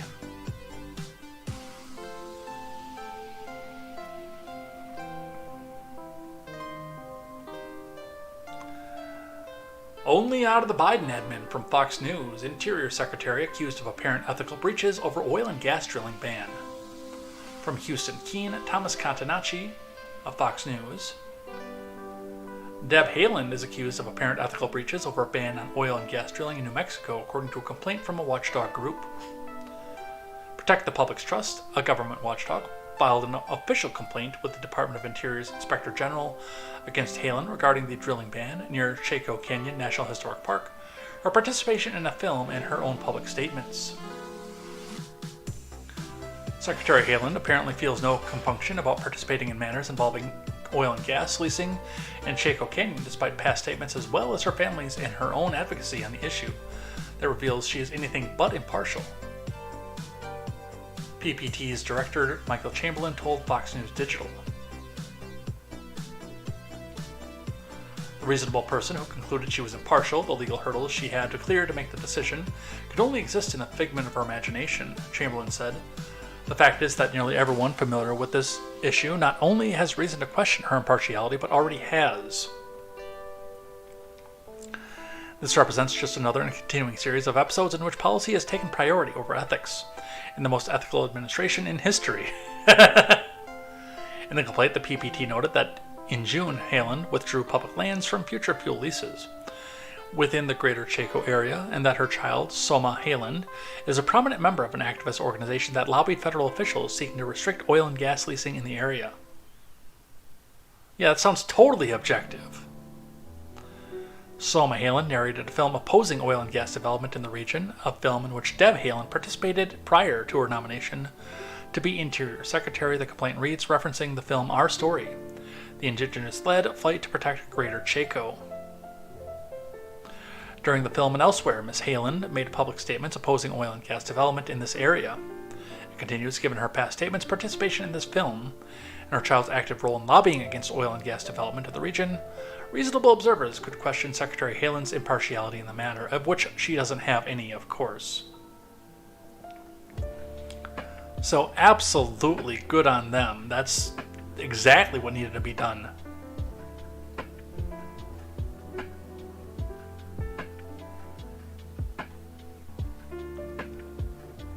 The Daily Wire, don't turn Maine into California, resident slam states war on gas-powered vehicles. From Tim Meads. The thing with me is, I don't understand how Maine is so blue and progressive. Like, everybody that I have ever met from Maine has been rustic, country, based,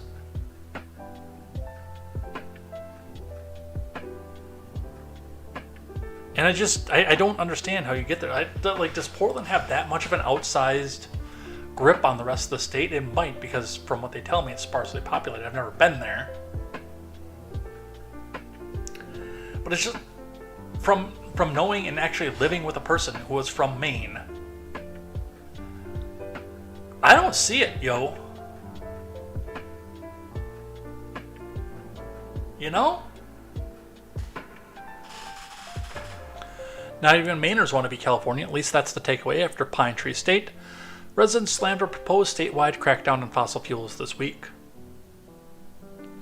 On Thursday, the Maine Board of Environmental Protection heard feedback on a proposal that would phase out the sale of gas-powered vehicles. According to Bangor Daily News, Maine's state government instead incentivizes electric vehicles. The impetus behind the central planning and government interference is the supposed threat of climate change and similar laws to the Golden State. Maine resident John Barkley, a former California resident, blasted the proposal. "Don't turn Maine into California," he said defiantly. Barkley wasn't done, adding that Gavin Newsom's example is not one that Maine should follow. "I'm not a fan of these policies," he explained. "We don't need Gavin Newsom and the policies of California to come here to Maine." Well, to be fair, you went to New England out of California, which is one of the more liberal areas in the entire world. Not just the country, in the world.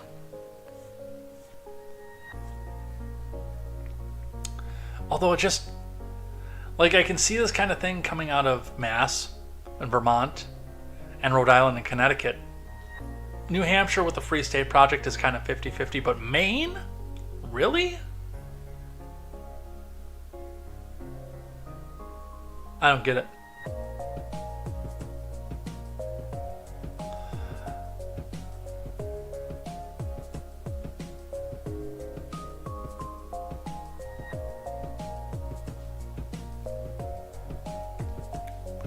So, and that's hard to see too, and they're going to try and push this stuff all over the country. They've already expressed their interest to do so. Will it work? Probably not. And as I've always said, as far as EV goes, if you want one, get one. If you don't, then don't. The market will decide the volume of EVs that need to be out there. The government doesn't need to help them. All they're doing is putting the finger on the scale and picking winners and losers, which they should not be doing. Alright, and our last one for news comes to us from one we haven't heard from in quite a while. Our friends over at National Progressive Radio. World Chess just placed restrictions on both trans women and trans men. This is from Juliana Kim over at NPR. And remember, NPR cannot tell you how evil now World Chess is unless they get your donation. They are only 10% funded by the government, which means they need our money, comrade, to tell you how evil anybody who disagrees with them is, even as far as sports go. So hit that donate button. Make sure that you can support journalists that are completely objective, like Juliana Kim, as they tell you that only the progressive and Democrat position is right. NPR is never printing reality. National Progressive Radio. Let's hear what it is that they have to say.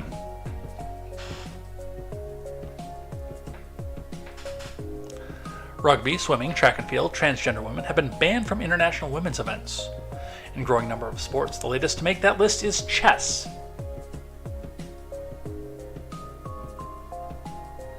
Yes, you heard that right. I didn't believe this when I saw this article last week, by the way. But it's true, I followed up with it. The International Chess Federation, known as FIDE, will effectively stop allowing transgender women from participating in women's competitions until further analysis can be made, which could take up to 2 years. The organization will also remove some titles won by players who won in the women's category and later transitioned to male. It will also remove... What? Wow, they're not fucking around. It will also remove some titles won by transgender men. The new policies are slated to go into effect on Monday. FIDE recognizes that this is an evolving issue for chess and that besides technical regulations on transgender regulations, further policy may need to be evolved in the future in line with research evidence, the Federation wrote in a statement. Over the past few days, several chess federations have come out against the new changes, including the US and Germany. Of course, the US did. If a person is legally recognized as a woman, it's incomprehensible to us what FIDE still wants to check and why it needs 2 years for this, the German Chess Federation wrote Friday in a statement. Under new guidelines, the transgender people will still be allowed to compete in the open section of the tournaments, where men and women typically compete against one another, but many elite events that are exclusively for women will be off limits for people who change their gender from male to female until further analysis is made by the FIDE, which the group described could take up to 2 years. So, and you wouldn't think of chess normally because there's not a typical amount of athletic ability, but even in chess, now if you're going in the open category, you know what you're getting into. You know you may be competing against a man, you may be competing against a woman. And there are strengths and weaknesses to both genders in chess. Women do have a different set of intuition that they typically use and typically actually have a better chance of reading their opponent and seeing what's going through their mind and process going forward. Whereas men typically have a different set of spatial reasoning and a different frame of logic that they use for this. So to put the two of them together, I mean, the strengths and weaknesses complement each other, and that's fine for if you're going open tournament. But there are actual differences if you are having a male-only or a female-only space. Not because of the strength, not because the particular man will go over and hammer on whatever woman is there, but because they are actually different in how they process information and go forward. So it's weird that you would think that, especially chess, but I mean, it makes sense. It does. I would have never thought in 1,000 years I would have heard this headline ever in my life. And yet, here we are.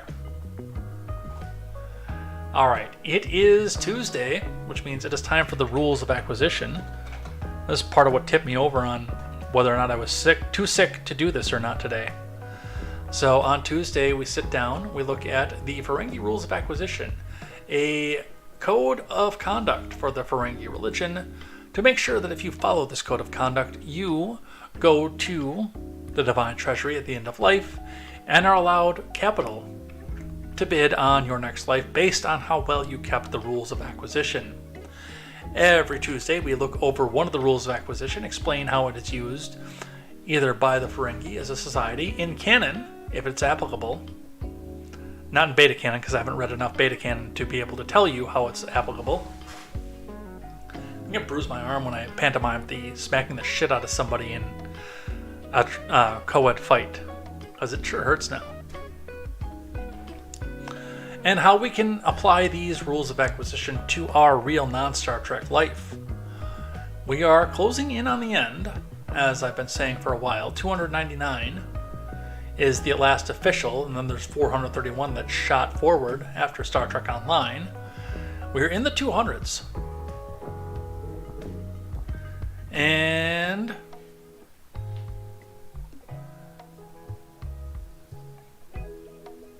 the last one that we looked at was never gamble with a telepath, which, I mean, that should be obvious to begin with. Never gamble with somebody who can read your mind.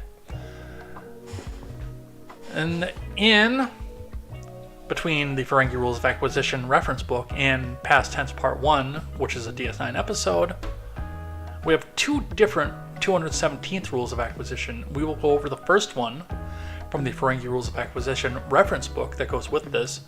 Always know what you're buying.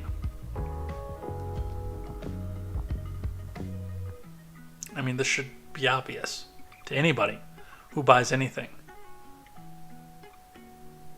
You go out, especially if you're going to go back and either try to resell or try to use what you're buying to make profit. You buy a sports car one day. You don't know how to drive a Standard. You know nothing about the sports car or anything. You just know that people say Corvette sounds cool. So you go out and throw money at it. And then you sit down and figure out what maintenance costs are for an LS7. And you realize just how much this is actually going to cost you in the long run. That's one example of a Corvette. Or, what are you buying? A business. Somebody comes in and says, I've got a great business opportunity. You can be a coin-op operator for a car wash. You have no idea how to deal with inventories, soaps, or anything else like that. You just hear that this is going to be a great investment somewhere and you get thrown into it. I mean, you're bankrupt after a few years. You should always know what it is that you're buying. Whether it be consumer products on what you're going to use in your regular life, a business opportunity, a vehicle, or any other number of things. Do your research. I mean, Consumer Reports has made it easy for you, and now that it's all online, you don't even have to pay for their magazine. You go through, you look at what it is that you're going to be buying, and you say, hey, now I know everything about the company that's putting this out, the product, the competing products, and everything else out there. I have a PhD level knowledge of what I'm buying. Those people follow the 217th Rule of Acquisition, and you should too. So that is our rules of acquisition for this Tuesday as we're running out here. But with that, we're going to head out of here because I am starting to feel sick again. And I think it might be time to go and eat something. We might even have an abbreviated outro today because, yeah, I am not feeling well all of a sudden. So let's throw some outro music up and let's head out for that.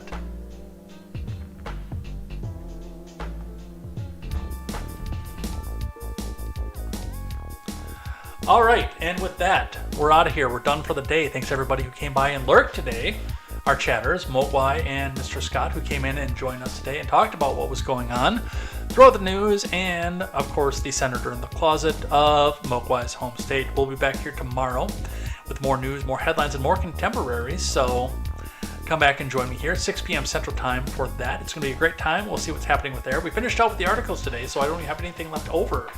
But I'm sure we'll be talking about Maui, some more COVID stuff. There's probably going to be some Trump news somewhere, some Hunter news, and a host more. We'll see what happens in the next 22 hours. Looking forward to it. Take care. Have a good night. We will see you then. Stick around if you're on Twitch for the raid. And well, I'm going to cut this one short, so take care, have a good night, hug your family, get some food, and until tomorrow, I am Jay Edgar, and this is Contemporary. Take care.